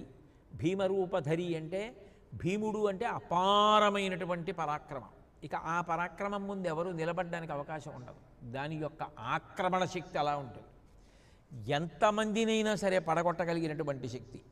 అంత గొప్ప శక్తితో అసుర సంహారే, రాక్షసుల్ని సంహరించినటువంటి వాడా. రామచంద్రకే కాజసవారే, రామచంద్రుని యొక్క కార్యమును పూర్తి చేసినవాడా. ఆయన రాక్షసుల్ని సంహరించడం అంటే ఏదో కేవలం చంపడం కాదు, అందులో అద్భుతం ఉంది. ఎప్పుడైతే అశోకవనాన్ని భంజించారో హనుమ, అక్కడ ఉన్నవారందరూ పరిగెత్తుకుంటూ రావణాసురుడి దగ్గరికి వెళ్ళి చెప్పారు. చెప్పేటప్పటికీ దీపంలో నూనె ఎక్కువైపోతే ఆ ఒత్తి చివరి నుంచి నూనె చుక్క పడుతున్నప్పుడు అగ్నిహోత్రంతో కలిసి ఆ నూనె చుక్క కింద పడుతుంది. తస్య క్రుద్ధస్య నేత్రాభ్యాం ప్రపతన్నాశ్రబిందవః అన్నారు. తాను ఇంత గుప్తంగా దాచిన సీతమ్మని ఎవరో చూసేశాడు. అది బాధ, కామం. తనకిష్టమైన ప్రమదావనం కాలిపోయింది, క్రోధం. రెండు కలిపి నూనెతో అగ్ని పడ్డట్టు పడ్డాయి కన్నుల వెంట బిందువులు. 80,000 మంది కింకరుల్ని పిలిచాడు. కింకరులు అంటే రాక్షసులలో ఒక జాతి. ఆ జాతి వాళ్ళని ఒకళ్ళని ఇద్దరిని కాదు, ఒక్కరిని పట్టుకోవడానికి 80,000 మంది కింకరుల్ని పిలిచి మీరందరూ వెళ్ళండి, వెళ్ళి ఆయన్ని పట్టుకుని తీసుకురండి అన్నాడు. ఇప్పుడు ఈ 80,000 మంది కింకరులు కూడా బయలుదేరారు. వాళ్ళందరూ ఎటువంటి వారు అంటే మహోదర, మహాదంస్ట్ర, ఘోరరూప, మహాబలాహ. వాళ్ళు ఏదో గాలిస్తే పడిపోయేవాళ్ళు ఏం కారు. వాళ్ళు 80,000 మంది కూడా మహోదర, పెద్ద పెద్ద పొట్టలు, మహాదంస్ట్ర, భయంకరమైనటువంటి కోరలు, ఘోర రూప, అసలు ఆ రూపం చూసేటప్పటికే భయం వేస్తుంది, అటువంటి రూపాలు, మహాబలాహ, గొప్ప బలం కలిగిన వాళ్ళు.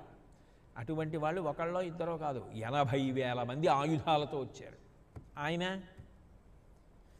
ఏ ఆయుధం లేదు, కూర్చుని ఉన్నారు. ఎక్కడ? ఓ తోరణం మీద కూర్చున్నారు. ఆ తోరణం మీద కూర్చుని వచ్చినటువంటి వాళ్ళని చూశారు.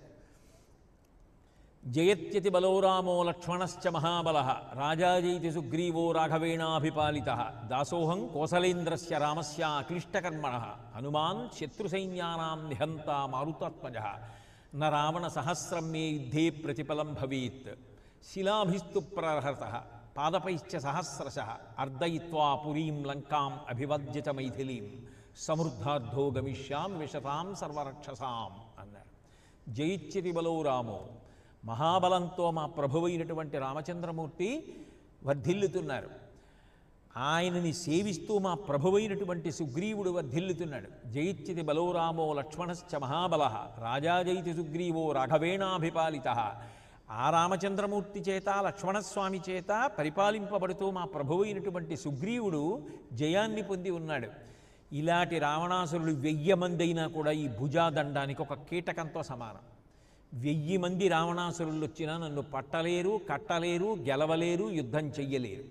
నాకు ఆయుధాలు అక్కర్లేదు. శిలాభిస్తు ప్రహరతః, రాళ్ళు విసిరి చంపేస్తాను. పాదపైశ్చ సహస్రశః, నా పాదముల కింద పెట్టి తొక్కేస్తాను. పాదపైశ్చ సహస్రశః, అర్దయిత్వా పురీం లంకాం, లంకనంతటిని పీడించేస్తాను. అభివజ్యచ మైథిలీం, ఒక్క సీతమ్మ తల్లికి నమస్కారం చేస్తాను. ఎట్లా వచ్చానో అట్లా 100 యోజనముల సముద్రాన్ని దాటి వెళ్ళిపోతాను. నన్ను పట్టగలిగిన వాడు మీ దగ్గర లేడు. అసలు ఈ మాటతోటే అవతల వాళ్ళ గుండెలు ఎంత జారిపోతాయి.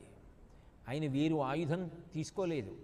ఆ తోరణానికి ఒక పరిఘ ఉంది, ఒక పెద్ద పరిఘ. ఆ పరిఘని ఊడబెరికారు. ఊడబెరికి ఆకాశంలో తిరుగుతూ ఆ పరిఘ పెట్టి కొట్టడం మొదలుపెట్టారు. ఆ పరిఘ పెట్టి కొట్టేటప్పటికీ అక్కడ ఉన్నటువంటి రాక్షసులు 80,000 మంది కింకరులు ముద్దయిపోయారు. అటు ఇటు తప్పుకున్న వాళ్ళు ఒకళ్ళిద్దరు పారిపోయారు రావణాసుడి దగ్గరికి. అయా మీరు పంపించినంతసేపు పట్టలేదు ఆయనకి కొట్టడానికి. అది మామూలుగా కాదు, ఎవడివి తలకాయ కానీ కాళ్ళు కానీ చేతులు కానీ లేవు, అన్నీ ముద్దలే, నెత్తురు ఏరులై ప్రవహిస్తోంది. అలా చంపేశాడు. ఈలోగా రావణాసురుడికి కబురెళ్ళి రావణాసురుడు మళ్ళీ ఎవరినో పంపించాలి. ఖాళీగా కూర్చోవడం ఎందుకు? అందుకని అక్కడ ఉన్న చైత్యప్రసాదం ఎక్కి కూర్చున్నారు. అస్త్రవిజ్యేతాం రామో లక్ష్మణశ్చ మహాబల రాజా జైతి సుగ్రీవో రాఘవేణాభిపాలిత దాసోహం కోసలేంద్రస్య రామస్య అక్లిష్టకర్మణ హనుమాన్ శత్రుసైన్యానాం నిహంతా మారుతాత్మజ. అక్లిష్టకర్ముడు, పెద్ద శ్రమ లేకుండా ఎంతంత కార్యాలు చక్కపెట్టగలిగినటువంటి రామచంద్రమూర్తి యొక్క దాసాన దాసుణ్ణి, రామదూతని, రామకింకరుణ్ణి, హనుమ నా పేరు.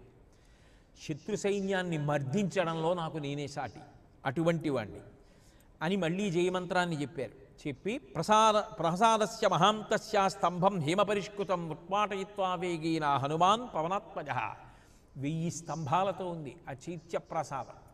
మధ్యలో ఉంది ఒక పెద్ద బంగారు స్తంభం. దాని దగ్గరికి వెళ్ళి కేచిత్తస్య నినాదేన తత్రైవ పతితా భూమి, పెద్ద మహానాదం ఒకటి చేసి 2 భుజాల్ని చరుచుకున్నారు. ఆ శబ్దానికి ఆకాశంలో ఎగురుతున్నటువంటి పక్షులు టప్పని కింద పడి చచ్చిపోయాయి. ఆ చైత్యప్రసాదాన్ని కాపాడుతున్న వాళ్ళందరూ కూడా శబ్దాన్ని భరించలేక నెత్తురుకకు చచ్చిపోయారు. ఒకరో ఇద్దరో ఆయన మీదకు వచ్చినా ఆ మధ్యలో ఉన్నటువంటి ప్రధానమైన బంగారు స్తంభాన్ని ఊడబెరికారు. ఊడబెరికి ఉత్పాటయిత్వా వేగేన హనుమాన్ పవనాత్మజ. ఆ స్తంభాన్ని పట్టుకొని గాలిలో గిర్ర గిర్ర గిర్ర గిర్ర తిప్పితే ఆ ఘర్షణకి అందులోంచి అగ్నిహోత్రం పుట్టింది. హోమం చేసినప్పుడు ఆరణమథనం చేస్తే ఆ వేడికి మంట పుట్టినట్టు ఆ స్తంభాన్ని తిప్పితే వచ్చినటువంటి వేడికి మంట పుట్టింది. మంట పుట్టి చైత్యప్రాసాదం అంతా కాలిపోతుంది. మళ్ళీ తోరణం ఎక్కి కూర్చున్నారు. కూర్చుని అస్త్రవిజ్యేతాం రామో లక్ష్మణశ్చ మహాబల రాజా జైతి సుగ్రీవో రాఘవేణాభిపాలిత. మళ్ళీ జయమంత్రం చెప్తున్నారు. ఈలోగా ప్రహస్తుని కుమారుడు జంబుమాలిని పంపించాడు. ఆయన గాడిదలు పూంచినటువంటి రథం మీద వచ్చి అర్ధచంద్రాకార బాణాలు హనుమ యొక్క నుదురు మీద ప్రయోగించాడు. కాసేపు చూశారు. చూసి ఇంత గొప్పగా, ఇంత డాంబికంగా, ఇంత అలంకారంతో, అంత ధనస్సు, అంత కవచం, అన్ని ఆభరణాలు, అన్ని గాడిదలు, సారథి, పతాకం ఇన్నింటితో వచ్చాడు. ఆకాశంలో ఎగురుతూ ఎగురుతూ వచ్చి అరిచేత్తో ఒక్క దెబ్బ కొట్టారు. కొట్టేటప్పటికి మహర్షి అన్నారు, తస్య చైవ శిరో నాస్తి నబాహు నచజానుని నా ధను నా రథ నా అశ్వాహ తత్రా దృశ్యంతి నేషవః. అప్పటి వరకు రథం కనపడింది, గాడిదలు కనపడ్డాయి, సారథి కనపడ్డాడు, జంబుమాలి కనపడ్డాడు. అలా పైన తిరుగుతూ తిరుగుతూ కిందకొచ్చి అరిచేత్తో ఒక్క దెబ్బ కొట్టారంతే. గాడిదలు లేవు, రథం లేదు, పతాకం లేదు, జంబుమాలి లేడు, అంతా కలిపి ఓ ముద్ద అంతే. మళ్ళీ వెళ్ళారు. మళ్ళీ తోరణం మీదకి కూర్చున్నారు. అది ఆయన పౌరుష పరాక్రమాలంటే. అటువంటి మహానుభావుడు. మళ్ళీ ఎక్కి కూర్చున్నారు. 7 మంత్రిసుతులు వచ్చారు. కొన్ని వేల సైన్యాన్ని తీసుకుని వచ్చారు. తలేనాభ్యహనత్కాంశ్చి పాదైకాంశ్చిత్ పరంతప ముష్టినాభ్యహనత్కాంశ్చి నఖైకాంశ్చిత్ దదారయత్. ఆ వచ్చినటువంటి వాళ్ళందరినీ కూడా కొంతమందిని అరచేతులతో కొట్టి చంపేశారు. ముద్దలైపోయారు ఎక్కడికక్కడ. కొంతమందిని పాదాల కింద పెట్టి తొక్కేశారు. కొంతమందిని మోచేతులతో పొడిచి చంపేశారు. కొంతమందిని పిడికిళ్లతో గుద్దేశారు. కొంతమందిని గోళ్లతో గీరేశారు. కొంతమందిని వక్షస్థలం పెట్టి గుద్ది చంపేశారు. కొంతమందిని తొడల మధ్యలో పెట్టి నలిపేసి చంపేశారు. ఏరి ఇంతమంది వచ్చిన వాళ్ళు కొద్ది సమయం ఒక్కళ్ళేడు. ఇంతమందిని సంహారం చేశారు. 5 సేనాగ్రనాయకుల్ని పంపించాడు ఈసారి. సవరూపాక్షయూపాక్షౌ దుర్ధరం చైవరాక్షసం ప్రగసం భాసకర్ణంచ పంచసేనాగ్రనాయకాన్. విరూపాక్ష, యూపాక్ష, దుర్ధర, ప్రఘస, భాసకర్ణులని 5 సేనాగ్రనాయకులు వచ్చారు. 5 సేనాగ్రనాయకులు అంటే వెనకాతల అన్ని వేలకి వేల మంది యోధులు వచ్చారు. ఇంతమంది ఒక్క హనుమతో యుద్ధం. ఒక్కసారి ఆకాశంలో తిరుగుతూ, పరిగపెట్టి కొడుతూ, పాదాలతో తొక్కుతూ, గోళ్లతో గీరుతూ, మోకాళ్లతో పొడుస్తూ, మోచేతులతో పొడి చేస్తూ, కోరలతో కొరికేస్తూ, పళ్ళ మధ్య పెట్టి నవిలేస్తూ, ఇంతమందిని చంపేస్తూ ఆకాశం మించి ఒక్కసారి రథం మీద పడ్డారు. అక్షకుమారుడి ఆ రథం మీద, దుర్ధరుడి యొక్క రథం మీద పడేటప్పటికి అసలు ఇంకా రథము లేదు, దుర్ధరుడు లేడు, గుర్రాలు లేవు, సారథి లేడు, పతాకం లేదు, ఏమీ లేదు. అన్నీ విరిగిపోయి ముద్దయిపోయాడు. ఆ తర్వాత విరూపాక్ష యూపాక్షులు ఇద్దరినీ కూడా ఒక సాలవృక్షాన్ని ఒక దాన్ని పెరికి గిర్రగిర్ర తిప్పి కొట్టారు. ఇటు కోట్ట ఇటువాడు ఎగిరిపోయి చచ్చిపోయాడు, అటు కోట్ట అటువాడు ఎగిరిపోయి చచ్చిపోయాడు. ఇద్దరు వెళ్ళిపోయారు. ప్రగస భాసకర్ణులు ఇద్దరు వెళ్ళారు. ఒక పెద్ద పర్వత శిఖరం చెట్లతో ఉంది, దాన్ని ఊపి కదిపేసి పైకెత్తి దాన్ని విసిరేశారు. వాళ్ళిద్దరూ చనిపోయారు. వచ్చినటువంటి వేలాది వేల సైన్యం అంతా మరణించి ఎక్కడ చూసినా నెత్తుటి ఏర్లు, మాంసపు ముద్దలు. ఇక రావణాసురుడు ఉపేక్షించలేక తన కుమారుడు అక్షకుమారుణ్ణే పంపించాడు యుద్ధానికి. 80,000 మంది కింకరుల దగ్గర మొదలెట్టింది, కొడుకు అక్షకుమారుడి వరకు వెళ్ళిపోయింది. మొట్టమొదటిసారి రావణాసురుడికి భయం బయలుదేరింది. ఒక వానరుడే ఇలా ఉంటే ఇక రాముడు వస్తే అని. అక్షకుమారుడు వచ్చి 8 గుర్రాలు పూంచినటువంటి రథం మీద వచ్చాడు. ఆయన యుద్ధం చేస్తూ చేస్తూ అరిచేయి పెట్టి కొట్టారు ఆ రథాన్ని. కొట్టేటప్పటికి రథం అంతా కలిపి నేల అంటుకుపోయింది. ఇతనొక్కడు మాత్రం ఆకాశంలోకి ఎగిరిపోయి హనుమతో యుద్ధం చేస్తున్నాడు. పిల్లవాడు చాలా బాగా యుద్ధం చేస్తున్నాడు, కానీ అగ్నిహోత్రం బాగుందని ఊరుకుంటే పెద్దదైపోతుంది కాబట్టి ఉపేక్షించకూడదనుకున్నారు. ఆకాశంలో యుద్ధం చేస్తూ అకస్మాత్తుగా అతని కిందకొచ్చి అక్షకుమారుడి పాదాలు 2 పట్టుకున్నారు. పట్టుకుని అంత వేగంతో కిందకి దిగి వాణ్ణి గిర్ర గిర్ర గిర్ర గిర్ర తిప్పి నేలకేసి కొట్టడం మొదలుపెట్టారు. సభగ్నబాహూరుకటీ శిరోధర క్షరన్న సృజ్మిర్మధితాస్తిలోచన సభగ్నబంధి సవికీర్ణ బంధనో హతక్షితౌ అయుసుతేన రాక్షస. తిప్పి కోట్టుంటే తల పప్పు అయిపోయింది, భుజాలు పప్పు అయిపోయింది, గుండెలు ఎముకలన్నీ చెల్లాచెదరైపోయాయి, నడుం ముక్కలైపోయింది, మోకాళ్ళు తొడలు విరిగి చూర్ణములైపోయాయి. ఆ చేతిలో ఉన్న పాదములను విసిరి పారేశారు. కొడుకు అంత దారుణంగా చచ్చిపోయాడు. అంతటి రావణాసురుడికి మొట్టమొదటిసారి జీవితంలో దుఃఖం అంటే ఏమిటో, కష్టం అంటే ఏమిటో, భయం అంటే ఏమిటో తెలిసి వచ్చింది. ఇంతవరకు ఇతరులని కష్టపెట్టడం, ఇతరులని బాధపెట్టడం, ఇతరులు ఏడుస్తుంటే తాను సంతోషించడమే తప్ప తను ఏడవడం అంటే ఏమిటో ఇప్పుడు తెలిసి వచ్చింది రావణాసురుడికి.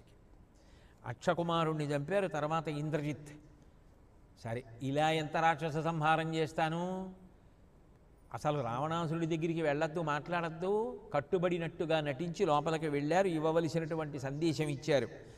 ఆ తర్వాత ధూమ్రాక్షుడు, అకంపనుడు, దేవాంతకుడు, త్రిశిరస్సు, నికుంభుడు, ఇంద్రజిత్ ఆ హోమం చేసేటప్పుడు నికుంభిలా హోమం చేస్తాడు. భయంకరమైనటువంటి హోమం చదువుతుంటే రామాయణంలో బాబు ఇలా కూడా ఉంటుందా అనిపిస్తుంది మనకి. అటువంటి హోమం చేస్తాడు. ఆ హోమం చేశాడంటే ఆ రథం వస్తుంది, అది ఎక్కాడంటే ఇంకా తిరుగులేదు. ఆ హోమం చేస్తున్నప్పుడు అది పూర్తవకుండా చేయడానికి హనుమయే పట్టుకుని రాక్షసులందరినీ మోది చంపేశారు. వాళ్ళు చేసే ఆర్తనాదాలు వినలేక హోమం మధ్యలో లేచిపోయాడు ఇంద్రజిత్. అలా లేచిపోయాడు కాబట్టే మరణించాడు. లక్ష్మణస్వామి చంపేశారు. కాబట్టి అంత గొప్ప యుద్ధం, మహానుభావుడు హనుమ యుద్ధం అంటే సామాన్యమైన యుద్ధమా?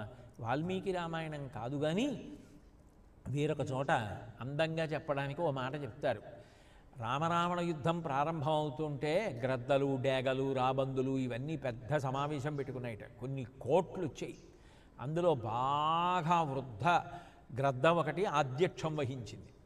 ఆధ్యక్షం వహించి మనం కాకులు, గ్రద్దలు, డేగలు, రాబందులు ఇంతమంది ఉన్నాం. ఎలాగో యుద్ధం మొదలైందంటే మనకి కావలసినంత ఆహారం దొరుకుతుంది, కానీ దెబ్బలాడుకుని చచ్చిపోయిన వాళ్ళ మీద పడి పీక్కు తినద్దు. ముందే ఒక నియమం పెట్టుకుందాం. బాగా ఒంట్లో ఓపికన్నటువంటి యువకులైనటువంటి గ్రద్దలు, రాబందులు, డేగలు, కాకులు ఇవన్నీ ఏం చేయాలంటే అంగదుడు మొదలైనటువంటి వారు చంపినటువంటి వాళ్ళని తినాలి. ఎందుకంటే వాళ్ళు ఇంకా కొన ఊపిరితో ఉన్నాడంటే వదిలేసి వెళ్ళిపోతారు. కొంచెం తినడానికి దంతపుష్టి ఉండాలి. అందుకని చెప్పి అంగదుడు లాంటి వారు, అంగదుడు, నీలుడు, సుషేనుడు ఇట్లాంటి వాళ్ళు చంపిన వాళ్ళని ఓపిక ఉన్నటువంటి యవ్వనంలో ఉన్న గ్రద్దలు తినండి. సుగ్రీవుడు, జాంబవంతుడు ఇట్లాంటి వాళ్ళు చంపినవి కొద్దిగా ముద్దవుతుంది, కొద్దిగా ఇంకా ఎముకలు అవి ఉంటాయి. మధ్య వయస్కులు తినండి. పళ్ళు లేకుండా బాగా పెద్దవాళ్ళు అయిపోయినటువంటి గ్రద్దలు ఉన్నాయి, వాళ్ళు హనుమ చంపేసిన వాళ్ళని తినండి. ఎందుకంటే అక్కడ ముద్ద ఉంటుందంటే ఏం ఉండదు, చాలా తేలిగ్గా తినేయచ్చు, దంతపుష్టి ఉండక్కర్లేదు. హనుమ ఎవరిని చంపేశారో వాళ్ళని వృద్ధ గ్రద్దలు తినండి. రాముడు చంపిన వాళ్ళని మాత్రం ఎవ్వరూ తినకండి. యుద్ధం అయిపోయిన తర్వాత తెచ్చి అక్కడ పెట్టుకుని ప్రసాదం అందరం తలో ముక్క తిందాం. రాముడి చేతిలో పోయిన వాళ్ళు కదూ, అందుకని ప్రసాదంగా తిందాం అందరం పంచుకొని. అంటే ఇది వాల్మీకం కాదు సుమా. అంటే హనుమ యొక్క యుద్ధం అంటే ఎలా ఉంటుందో చెప్పడానికి అదొక విశేషంగా చెప్పారు. కాబట్టి అంత గొప్ప యుద్ధం చేస్తారు. అందుకని భీమరూపధరి అసుర సంహారే రామచంద్రకే కాజసవారే. రామచంద్రమూర్తి యొక్క కార్యాన్ని నెరవేర్చడం అంటే ఆయనకు ఆయనే సాటి. ఇటు రాముడి పనుపున బయలుదేరి సీతమ్మ దగ్గరికి వెళ్ళి తతోమయావద్భిదీన భాషిత శివాభిరిష్టాభిరభిప్రసాదిత జగామ శాంతిం మమ మైథిలాత్మజాత్ తవాపి శోకేన తథాభిపీడిత. నా మాటల చేత సీతమ్మకి మనశ్శాంతి కల్పించాను. ఇప్పుడు ఆ తల్లి బెంగ పెట్టుకుని లేదు, నువ్వు తన కొరకు దుఃఖిస్తున్నావని దుఃఖిస్తోందంతే. ఏ అఘాయిత్యం చేసుకోదు, నువ్వు వస్తావని నమ్మి ఉంది అని చెప్పి రాముణ్ణి ఓదార్చారు, అక్కడ సీతమ్మని ఓదార్చారు, ఇద్దరికీ శాంతి కల్పించారు. వారధి కట్టడంలో రావణ సంహారంలో ఉపయుక్తమయ్యారు. మళ్ళీ భరతుడి దగ్గరికి వేళపట్టున రాకపోతే ప్రాయోపవేశం చేస్తాడని చెప్పి హనుమని పంపిస్తే పుష్యమీ నక్షత్రంలో రాముడు వచ్చేస్తున్నాడని చెప్పి భరతుడికి శుభవార్త చెప్పి భరతుడు ప్రాణములతో ఎదురు చూసేటట్టుగా చేశారు. ఇన్ని చేశారు కాబట్టే రామచంద్రమూర్తి హనుమను ఉద్దేశించి ఒక మాట అన్నారు. ఏకైకస్యోపకారస్య ప్రాణాం దాస్యామితే కపే శేషస్యే హ్యోపకారాణాం భవాయ రుణినో వయం. ఓ హనుమా, నేను నిజంగా నువ్వు చేసిన మహోపకారాల్ని స్మరిస్తే నేను నీకు కానుకివ్వాలి అంటే నువ్వు చేసిన ఒక్కొక్క ఉపకారానికి ఒక్కొక్క ప్రాణం చప్పునిస్తూ వెడితే నావి పంచప్రాణాలు అంటారు కదా. నేను నా ప్రాణములనన్నింటినీ నీకు ఇచ్చేసినా కూడా ఇంకా నువ్వు చేసిన ఉపకారాలకి రుణపడి ఉంటాను. మదంగే జీర్ణతాం యాతు యత్తయోపకృతం కపేహి నరహ ప్రత్యుపకారాణం ఆపత్సాయతి పాత్రతాం. అందుకని నిన్ను కౌగిలించుకొని చెప్తున్నాను, నువ్వు చేసినటువంటి ఉపకారములు నా శరీరమునందు జీర్ణమైపోవుగాక. నీకు నేను ఉపకారం చెయ్యాలి అంటే నీకు ఆపద రావాలి, నీ భార్యని కూడా ఎవరో ఎత్తుకుపోవాలి. అటువంటివి ఎప్పటికీ తటస్థించకుండుగాక. నువ్వు ఎప్పుడూ క్షేమంగా ఉంటావు కాబట్టి నీకు నేను తిరిగి ప్రత్యుపకారము చెయ్యలేను. రాముడి జీవితంలో ఈ మాట అన్నది ఒక్క హనుమ విషయంలోనే. అంటే రామకార్యం చేయడంలో ఎంత గొప్పగా హనుమ వ్యవహరించారు అనేదానికి అది ఒక గొప్ప కితాబ్. అంతటి గొప్పవారు. 11వ చౌపాయిలో తులసీదాస్ గారు అంటారు, లాయస జీవన లఖనజియాయే శ్రీరఘువీర హరశివురలాయే అన్నారు. సంజీవని తీసుకొచ్చి లక్ష్మణస్వామిని బ్రతికించావు. శ్రీరామచంద్రమూర్తి సంతోషించి నిన్ను హృదయానికి హత్తుకున్నాడు. కౌగిలించుకోవడం వేరు, హృదయానికి తగిలేటట్టుగా గట్టిగా పట్టుకోవడం అంటే అపారమైనటువంటి ప్రీతి చేత చేసేటటువంటి పని. అందులో భౌతికమైనటువంటి సుఖాపేక్ష కన్నా మనసులో ఎంతో ప్రేమ ఉంటే, అంత ప్రేమ ఉన్నప్పుడు హత్తుకున్నారు అంటారు. ఎంత ప్రేమో రామచంద్రమూర్తికి, ఎంత ఇష్టపడ్డాడు. అందుకని శ్రీరఘువీర హరశివురలాయి, రామచంద్రమూర్తి నిన్ను హృదయానికి హత్తుకున్నాడు కదయ్యా, హృదయానికి హత్తుకున్నాడు. ఏం మాట అసలు! అక్కడ కదూ ప్రేమ జనించేది, అక్కడ హత్తుకున్నట్ట హృదయాలు ఏకం కావాలి. ఎంత ఉపకారం చేశావు, ఎంత ప్రేమో ఆ హనుమంటే. ఎందుకని ఏది దృష్టిలో పెట్టుకు మాట్లాడుతున్నారు తులసీదాస్ గారు అంటే, ఒకసారి రామరావణులు ఇద్దరు యుద్ధభూమిలో కలుసుకున్నారు. ఇద్దరి మధ్య యుద్ధం జరుగుతోంది. ఆ రావణాసురుని యొక్క రథం మీద ఉండేటటువంటి పతాకం మీద మనుష్యుని యొక్క శిరస్సు ఒక్కటే ఉంటుంది. అలా చూడడానికి చాలా అసహ్యంగా ఉంటుంది. అలా ఒక్క మనుష్యుని శిరస్సు ఉంటుంది. ఆ శిరస్సుతో కూడిన పతాకంతో వచ్చాడు. వచ్చి యుద్ధం మొదలుపెట్టాడు. రామరావణ యుద్ధం భయంకరంగా జరుగుతోంది. లక్ష్మణస్వామి బాణప్రయోగం చేసి ధ్వజాన్ని పడగొట్టారు, సారథి యొక్క శిరస్సు ఖండించారు, అట్లాగే రావణాసురుడి యొక్క ధనస్సుని కూడా ఖండించారు. వెంటనే రావణుడు లక్ష్మణస్వామితో యుద్ధం చేస్తుంటే విభీషణుడు వచ్చి రావణాసురుడి యొక్క గుర్రాల్ని గదతో కొట్టి చంపేశాడు. ఎక్కడ లేని కోపం వచ్చింది రావణాసురుడికి. తమ్ముడని చూడకుండా విభీషణుడిని చంపేస్తానని చెప్పి శక్తి ఆయుధాన్ని ప్రయోగించాడు. ఆ ఆ ఆయుధాన్ని ప్రయోగిస్తూ ఉంటే అది విభీషణుడి యొక్క ప్రాణాలు తీసేస్తుంది, విభీషణుడిని కాపాడుకోవాలన్న ఉద్దేశ్యంతో లక్ష్మణస్వామి మణికట్టు మీద బాణాలు ప్రయోగించారు. ఆ పట్టు దొరకకుండా ఉండేటట్టుగా రావణాసురుడి చేతిలోంచి జారిపోయేటట్టుగా చేయడం కోసమని చేతి మీద ప్రయోగించారు. ప్రయోగిస్తే విభీషణుడు తప్పుకున్నాడు, ప్రాణహాని జరగకుండా కాపాడుకున్నాడు. కానీ రావణాసురుడి యొక్క కోపం అంతా లక్ష్మణస్వామి మీదకి తిరిగింది. వెంటనే మయుణ్ణి స్మరించాడు. స్మరించి అంతకన్నా పెద్ద శక్తి అనబడేటటువంటి ఒక ఆయుధాన్ని తీసుకొని, అది 8 గంటలు కట్టబడి ఉంటుంది, ఆ గంటలు మోగుతూ వస్తుంది. అది అంత కోపంతో లక్ష్మణస్వామి నిర్జితుడైపోవాలి అని చెప్పి ఆయన మీద ప్రయోగించాడు. చూశారు రామచంద్రమూర్తి, చాలా భయంకరమైనటువంటి ఆయుధాన్ని ప్రయోగిస్తున్నాడు, ఇది లక్ష్మణస్వామికి ఆపదని తీసుకొస్తుంది అని గుర్తించారు. గుర్తించి వెంటనే రాముడి నోటితో లక్ష్మణుడికి రక్ష కల్పించారు. స్వస్యస్తు లక్ష్మణాయేతి మోఘాభవహతోద్యమ. ఈ రావణుడు నా తమ్ముడైన లక్ష్మణస్వామిని సంహరించడానికి చేస్తున్నటువంటి ప్రయత్నము వ్యర్థమైపోవుగాక, లక్ష్మణుడు క్షేమముగా ఉండుగాక అని సంకల్పం చేశారు. చేసే లోపల ఆయన ఆయుధాన్ని విడిచిపెట్టాడు. అది వచ్చి లక్ష్మణస్వామి యొక్క కవచాన్ని గుండెల్ని చీల్చేసి బయటికి వెళ్ళి నెత్తురు కారిపోతుండగా భూమిలోకి దిగబడిపోయింది. అంటే భూమిలోకి దిగబడిపోయిన ఆయుధంతో లక్ష్మణస్వామి చీల్చబడిన గుండెలతో పడిపోయారు. నోట మాట లేదు, స్పృహ తప్పిపోయారు. లక్ష్మణస్వామి మరణించారు అని రామచంద్రమూర్తి అనుకున్నారు. ఒళ్ళంతా కంపించిపోయింది, కళ్ళ వెంటనే నీళ్ళు వచ్చేసాయి. ముందు ఆయుధం లాగేయాలి. ఎవరు దగ్గరికి వెళ్ళి ఆయుధం లాగి రక్షిద్దామన్నా వాళ్ళు దగ్గరికి వెళ్లకుండా రావణాసురుడు బాణప్రయోగం చేస్తున్నాడు. మర్మస్థానాలంతటా బాణములను గుచ్చేస్తున్నా సరే రాముడు మాత్రం శోకంతో విహ్వలుడైపోయి లక్ష్మణస్వామిలో గుచ్చుకున్నటువంటి ఆ ఆయుధాన్ని పెరికి పక్కన పారేశాడు. కానీ లక్ష్మణస్వామిలో కదలిక లేదు, యుద్ధభూమిలో పడిపోయి ఉన్నారు. ఆయన విశేషమైనటువంటి దుఃఖానికి లోనైపోయారు. దేశే దేశే కళత్రాణి దేశే దేశే చ బాంధవాః తంతు దేశం నపశ్యామి యత్ర భ్రాతా సహోదరః. ఏ దేశం వెళ్ళినా భార్య లభిస్తుంది, ఏ దేశం వెళ్ళినా బంధువులు లభిస్తారు. కానీ తోడ పుట్టినవాడన్న మాత్రం జన్మకొక్కడే. వాడు లేదా వారు కొంతమంది, వాళ్ళు ఎక్కడికి వెళ్ళినా దొరుకుతారన్న మాట అన్వయం ఉండదు. అటువంటి నువ్వు లేని నాడు నాకు ఇక ఏది ఉండి ప్రయోజనం? నేను ఇంటికి వెళ్ళిన తర్వాత సుమిత్ర ఎదురొస్తే ఏం చేయను, కౌసల్య ఎదురొస్తే ఏం చేయను, కైకమ్మ అడిగితే ఏం చెప్పను అని విశేషమైనటువంటి బాధకి లోనయ్యారు. లోనవుతుంటే వెంటనే సుషేణుడు ఆయన అన్నాడు, ఇలా బాధపడి ప్రయోజనం లేదు, వెంటనే మళ్ళీ సంజీవనీ పర్వతాన్ని తీసుకురావాలి. ఆ ఓషధి లక్ష్మణస్వామి ముక్కు దగ్గర పెడితే ఊపిరి తీస్తున్నాడు, బ్రతికున్నాడు. శరీరం నల్లపడిపోలేదు, వివర్ణమైపోలేదు. కాబట్టి వెంటనే ఆ ఓషధిని పెడితే బ్రతికే అవకాశం ఉందన్నారు. ఈలోగా లక్ష్మణస్వామిని దగ్గరికి కూడా వెళ్లకుండా రావణాసురుడు బాణప్రయోగం చేస్తున్నాడు. రామచంద్రమూర్తికి ఎక్కడ లేని ఆగ్రహం వచ్చింది ఆ రోజున.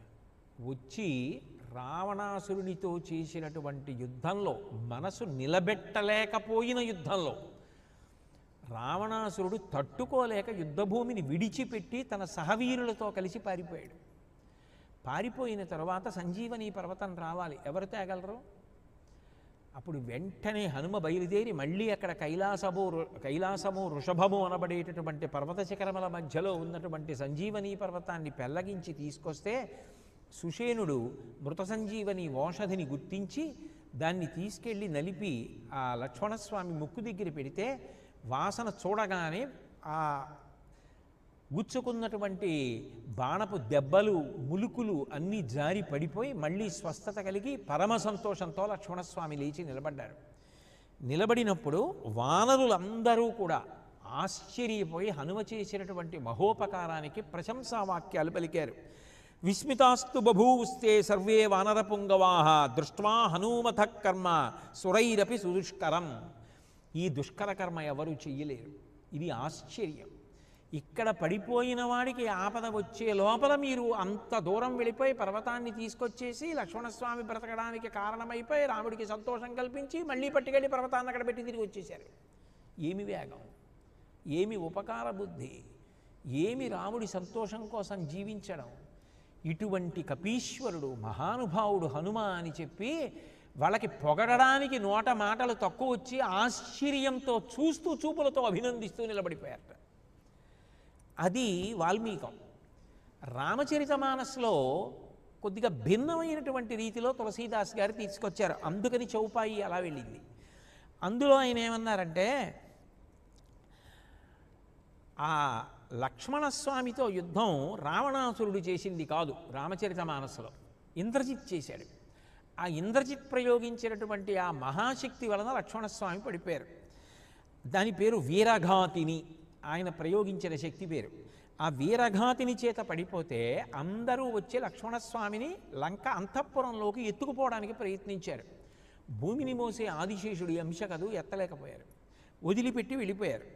అప్పుడు సుషేనుడని లంకలోనే వైద్యుడు ఉన్నాడు, ఆయన్ని పిలిస్తే ఆయన ఏం చేయొచ్చో చెప్తారంటే, హనుమ ఎవ్వరికీ కనపడకుండా సూక్ష్మరూపంలో వెళ్ళి ఆ వైద్యుడిని తీసుకొచ్చారని, తీసుకొస్తే ఆ వైద్యుడు ఈ ఓషధి రావాలని చెప్పాడని, వెంటనే ఆ ఓషధి కోసం హనుమ బయలుదేరి వెడుతున్నారని ఈ వార్త రావణాసురుడికి తెలిసి ఎట్లాగైనా ఆ ఓషధి రాకుండా చూడడం కోసమని కాలనేమి అన్న రాక్షసుడి ఇంటికి వెళ్ళి, నీకెన్నో మాయలొచ్చు కాబట్టి హనుమ వెళ్లకుండా చూడమని చెప్పారని, ఆ వెడుతున్న మార్గంలో భూమి మీద గొప్ప సరోవరాన్ని ఆశ్రమాన్ని కాలనీమి నిర్మించాడని, పైన వెడుతున్న హనుమ చూసి దాహంగా ఉంది కొద్దిగా నీళ్లు తాగుదామని కింద దిగారని, ఆ కమండలంలో ఉన్న నీళ్ళు ఇస్తే ఇవి నాకు సరిపోవంటే సరోవరంలో నీళ్లు తాగిరా స్నానం చేసి, నేను ఇక్కడి నుంచి జ్ఞానదృష్టితో చూస్తున్నాను, రామరావణ యుద్ధం జరుగుతోంది, రాముడు గెలుస్తాడని రామనామం చెప్తున్నట్లుగా నటిస్తుంటే హనుమ వెళ్ళి ఆ సరోవరంలో స్నానం చేస్తున్నప్పుడు ఆయన్ని మొసలి పట్టుకుంటే ఆ మొసలిని హనుమ చంపితే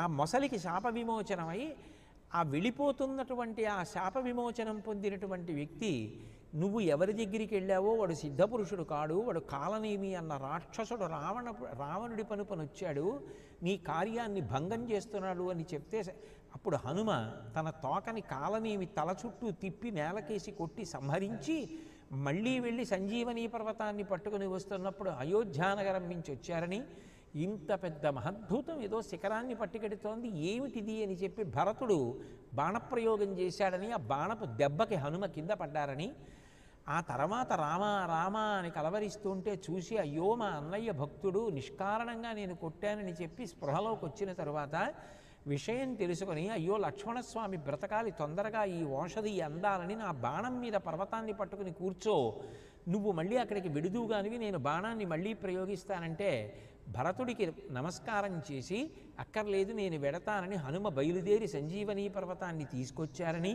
అక్కడ రాముడు బెంగ పెట్టుకుని ఉన్నాడని, వచ్చినటువంటి సంజీవనీ పర్వతంలో ఉన్న మృత సంజీవని అన్న ఓషధి చేత లక్ష్మణస్వామి బ్రతికారని, బ్రతికిన తరువాత ఆ లక్ష్మణుణ్ణి చూసుకున్నటువంటి రామచంద్రమూర్తి మహదానందాన్ని పొందినవారై కౌగలించుకున్నారు, హత్తుకున్నారు అని తులసీదాస్ గారు రాశారు రామాయణంలో, రామచరితమానస్సులో. అది హనుమాన్ చాలీసా కూడా తులసీదాస్ గారు చేసిందే కాబట్టి అక్కడ ఘట్టంలో చెప్పిన విషయాన్ని ఇక్కడికి తీసుకొచ్చి హత్తుకున్నారు అన్న మాట వాడారు. ఆ హత్తుకున్నారు అన్న మాట రామచరితమానస్సులోది. హరషిరామ భేటెవు హనుమాన అతి కృతజ్ఞ ప్రభు పరమసుజాన, చేసినటువంటి ఆ కృత్యము చేత సంతుష్టుడైనటువంటి రామచంద్రమూర్తి హనుమ యొక్క గుండెలు తన గుండెలకి తగిలేటట్టుగా గట్టిగా హత్తుకున్నారట, హత్తుకుని కౌగిలించుకున్నారట. అంటే అంత ప్రీతి పొందారు, అంత ప్రీతి పొందారు, అట్లా హత్తుకున్నారు అన్నది రామచరితమానస్సులో ఉన్నటువంటి ఘట్టం. ఆ ఘట్టాన్ని ఆధారం చేసుకుని ఈ చౌపాయి ఇలా నడిచింది. వాల్మీకంలో మాత్రం అక్కడ వరకే ఉంది, ఇందాక చెప్పిన విషయం వరకు మాత్రమే ఉంది. కాబట్టి లాయ సజీవన లఖన జయాయే శ్రీరఘువీర హరషి ఉరలాయే అంటారు. ఏది ఏమైనప్పటికీ కూడా మహానుభావుడైనటువంటి హనుమ లక్ష్మణుని యొక్క ప్రాణదాత్తయై, రామచంద్రమూర్తి యొక్క సంతోషానికి కారణమై, రావణ సంహారానికి కారణమై, రామ విజయానికి కారణమై మహానుభావుడు అలా నిలబడ్డారు కాబట్టి రామాయణం అలా నడవగలిగింది. 12వ చౌపాయిలో అంటారు, రఘుపతికి హీ బహుతబడాయి తుమమమ ప్రియ భరత సమభాయి. ఇందులో అంటున్నారు శ్రీరామచంద్రుడు నిన్ను గొప్పగా పొగిడాడు, మామూలుగా కాదు, చాలా చాలా గొప్పగా పొగిడాడు. చాలా చాలా గొప్పగా పొగడడం అన్న మాటకు అర్థం ఏంటి అంటే, నోటితో కొంత పొగిడి ఇంకా పొగడడానికి మాటలు రాక, చూపు తిప్పుకోకుండా కన్నుల ప్రేమతో నీరు నిండిపోగా అట్లాగే చూస్తూ ఉండిపోయారనుకోండి, ఇక మాట రాక, అది గొప్పగా పొగడ్డం. అంతటి రామచంద్రమూర్తి హనుమని అలా పొగిడారు అన్న ఘట్టం రామాయణంలో ఎక్కడుంది అంటే, ప్రధానంగా ఈ విషయాలు మళ్ళీ రామచరితమానస్లోంచే అన్వయం అవుతాయి. అందుకని మీరు రామచరితమానస్ పరిశీలనం చేస్తే, సీతాదర్శనం చేసి హనుమ తిరిగి వచ్చేసిన తరువాత దీని అడిగి హనుమ ద్వారా విన్న తరువాత ఆయన ఒక్కసారి కాదుట, ఆ ప్రేమ తీరక మళ్ళీ మళ్ళీ మళ్ళీ మళ్ళీ మళ్ళీ మళ్ళీ హనుమని తన గుండెలకి అన్ని మార్లు హత్తుకున్నారట. అంటే అంత ప్రీతి, అంత ప్రేమ. ఆ ప్రీతిని, ఆ ప్రేమని ఆవిష్కరించడానికి అన్ని మాటలు హత్తుకున్నారట గుండెలకి. అది చెప్పడానికి రామచరితమానస్లో అంటారు, సునత కృపానిధి మన అతి భాయేవుని హనుమాన హరషి హియలాయే అన్నారు. అంటే అన్ని మాటలు రామచంద్రమూర్తి ఒక్క మాట కాదు, అబ్బా ఎంత వీరకృత్యం చేశావయ్యా అని హత్తుకోవడం, వదలడం, హత్తుకోవడం. అంటే అంత ప్రీతి పొందారు, అంత గొప్పగా పొగిడారు అని ఎక్కడుంది. పైగా మామూలుగా కాదు, తుమ మమ ప్రియ భరత సమభాయి, అంత గొప్పగా శ్రీరామచంద్రుడు నిన్ను పొగిడి నువ్వు నాకు భరతుడితో సమానమైన సోదరుడివి అన్న ఘట్టం ఎక్కడుంది అంటే, సీతమ్మ జాడ కనిపెట్టి వచ్చారు అని చెప్పగానే జరిగిన సందర్భాన్ని తులసీదాస్ గారు వర్ణించారు. వర్ణిస్తూ అంటారు, సునుకపితోహి సమాన ఉపకారి నహి కౌ సుర నరముని తనుధారి ప్రతి ఉపకార కశౌకాతోరా సనముఖహోయి న సకత మనమోరా సును సుత తోహి ఉరి నమయినాహి బేఖువు కరి బిచారమనమాహి పుని పుని కపిహి చితన సురత్రాత చితవ సురత్రాత లోచన నీర పులక అతిగాత. ఆ రామచంద్రమూర్తి హనుమని పిలిచి, హనుమ విను అని, నీ వంటి ఉపకారి నా జీవితంలో నేను ఇక్కట్లలో ఉన్నప్పుడు ఇన్ని ఉపకారములు చేసినటువంటి వాడు దేవతలలో లేడు, ఇన్ని ఉపకారములు చేసిన వాడు మునీశ్వరులలో లేడు, ఇన్ని ఉపకారములు చేసిన వాడు మానవులలో లేనే లేడు. ఇన్ని ఉపకారాలు నాకు చేసి నా కీర్తిని నిలబెట్టి నాకు మనశ్శాంతినిచ్చి, నా పత్నికి మనశ్శాంతినిచ్చి, నా వారికందరికీ మనశ్శాంతినిచ్చి, నీ వారికందరికీ శాంతి కల్పించినటువంటి ఓ హనుమ, నీకు నేను ఏమివ్వగలనయా, నేను నీకేమి చెయ్యగలను అని ఆగి ఒక మాట అన్నారు. నా మనసు కూడా హనుమ నీ ముందుకి రావడానికి జంకుతోంది. ఎందుకని? ఇన్ని ఉపకారాలు నీ వలన పొంది నేను నీకు ఏం చేశాను, ఏం చెయ్యగలను అన్న భావన కలిగితే అసలు పొందడమే తప్ప నీకు ఇచ్చిందే ఉంది. పొంది రామదూతని అని నువ్వంటావు. ఎంత వినయం! నీకు నేను ఏమి ఇవ్వగలను అన్న భావన కలిగితే నా మనసు కూడా నీ ముందు నిలబడ్డానికి జంకుతోంది. అసలు ఎంత పెద్ద మాటది! మీరు చేసినటువంటి ఉపకారములను స్మరించినప్పుడు నేను మీకు ఏమి చెయ్యాలి, ఎంత చెయ్యాలి అంటే అసలు మీకు తిరిగి చెయ్యడమా అన్న ఆలోచన వచ్చినప్పుడు ఆ ఆలోచన పొందడానికి నా మనసు జంకుతుంది అనగలిగారనుకోండి ఎవరైనా. అసలు ఆ భావం యొక్క పవిత్రత పట్టాభిషిక్తం కాలా? అసలు ఏమి భావనది? తులసీదాస్ గారు తప్ప ఎవరనగలరు అసలు ఆ మాటలు? అది రామచరితమానస్లో రాముడు హనుమతో అన్నటువంటి మాటలు. నువ్వు చేసిన మహోపకారముల యొక్క స్మరణ చేత నీకు నేను ఏ ప్రత్యుపకారములను చెయ్యగలదన్న ఆలోచన కలిగినటువంటి మనసు నీ ముందుకి రావడానికి కూడా జంకు పొందుతోంది. అన్ని ఉపకారములు చేశావు కదయా, నీ రుణము నుండి నేను మాత్రం విముక్తుణ్ణి కాలేను. రాముడి దగ్గర ఓ లక్షణం ఉంది. మీరు ఒక్కసారి రామా అన్నారనుకోండి, ఆయన రుణం ఉంచుకోరు, కాపాడేస్తారు. అది రాముడి యొక్క ప్రబల శక్తి.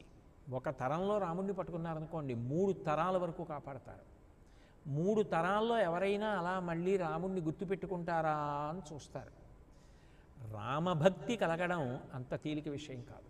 అందుకే రామభక్తి కలిగితే రామచంద్రమూర్తి పాదాల మీద ఆ నమ్మకం ఉన్న వాళ్ళకి సర్వసాధారణంగా వాళ్ళు ఆఖరి శ్వాస విడిచిపెడుతున్నప్పుడు రామచంద్రమూర్తి ఏదో ఒక రూపంలో వచ్చి దర్శనమిస్తారు అంటారు. ఖచ్చితంగా వస్తారు అంటారు. అందులో తిరుగులేదు అని చెప్తారు. నేను వ్యక్తిగతమైన అనుభవాలు అవి సభల్లో పంచుకోవడం ఇష్టం లేక నేను చెప్పను, కానీ అటువంటి దృష్టాంతాలు ఎన్నున్నాయో. ఇప్పటికున్నారు. గుంటూరు పెడితే రామనామ క్షేత్రం అని ఉంది, రాగం పిచ్చయ్య గారిని, రాగం ఆంజనేయులు గారిని. ఆయన తన పెళ్ళికి తోరణాలు అవి కట్టించుకోవాలి. శ్రీరామనామం నాయించి కాగితపు తోరణాలు కట్టించుకున్నారు. అంత భక్తుడు. శ్రీరామనామం రాసి ఆ రామకోటి అంతా బండిలో పట్టుకుని భద్రాచలం వెళ్ళారు. రేపు పొద్దున్న తెల్లవారాకి ఇద్దరుగాని లేండి అన్నారు. కాదు కాదు, నాకు ఎందుకో ఇచ్చేయాలనిపిస్తోందని చెప్పి వెళ్ళి రామచంద్రమూర్తికి రామకోటి సమర్పించి వచ్చి నమస్కారం చేస్తూ శరీరం వదిలేశారు. ఎంతమందినో రాముడు ఆయనని నమ్ముకున్న వాడికి ఆఖరి ఊపిరిలో దర్శనమిచ్చి తనలో కలుపుకున్నాడు. అంత గొప్ప ఐశ్వర్యం, పాండిత్యం, అంత వైభవం ఆ వంశంలో అట్లా కటాక్షిస్తాడు. శ్రీరామ భక్తి అంత గొప్పది.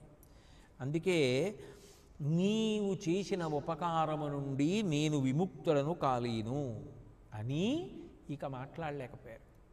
ఇక మాట్లాడలేక నేత్రములు సజలములైపోయాయి, కళ్ళ నిండా నీరు నిండిపోయింది. అంటే హనుమ చేసిన ఉపకార భావన స్మరణలోకి వచ్చిన కారణము చేత మాట్లాడగలిగినంత మాట్లాడి ఇక మాట్లాడడానికి అవకాశం లేక కళ్ళు ఆనంద బాష్పాలతో నిండిపోయిన రామచంద్రమూర్తి కేవలం హనుమని అలా చూస్తూ కళ్ళంబట నీరు కారుతుండగా చూపు తిప్పుకోకుండా అట్లాగే చూస్తూ ఉండిపోయారు. ఇక అంతకన్నా పొగడడం అన్నది ఎవరి విషయంలో అన్వయం? ఇక రామాయణంలో ఎవరిని పొగుడుతారు? అదొక పరమాద్భుత ఘట్టం. రామచరితమానస్లో సీతాదర్శనమై తిరిగి వచ్చినటువంటి హనుమ పట్ల రాముడు ప్రవర్తించినటువంటి విధానం అది. అందుకని అంటున్నారు తులసీదాస్ గారు ఈ చౌపాయిలో, రఘుపతికి హీ బహుత బడాయి. అసలు నువ్వు పొందినంత గొప్ప అదృష్టం నిన్ను పొగిడినట్టు రాముడు ఎవరిని పొగిడాడయా? అంత గొప్ప పొగట్టని పొందావు కదా. ఇక అసలు నోట మాటే రాక ఆనంద భాష్పాలతో అలా నిన్ను చూస్తూ రాముడు ఉండిపోయాడే. ఆ స్థితిని ఎవరైనా పొందారా? నువ్వు కదా పొందావు. తుమ మమ ప్రియ భరత సమభాయి. ఓ హనుమ, నా సోదరుడు భరతుడెంతో నువ్వు నాకంతే అని రాముడు అన్నాడు అంటే నువ్వెంత గొప్పవాడివి. భరతుడంటే ప్రాణం రామచంద్రమూర్తికి. నువ్వు నాకు భరతుడెంతో నువ్వు నాకంతే అన్నారంటే అది ఎంత ప్రేమ మనసులో ఉంటే అనే మాట. ఎంత పెద్ద మాట. ఎక్కడన్నారు?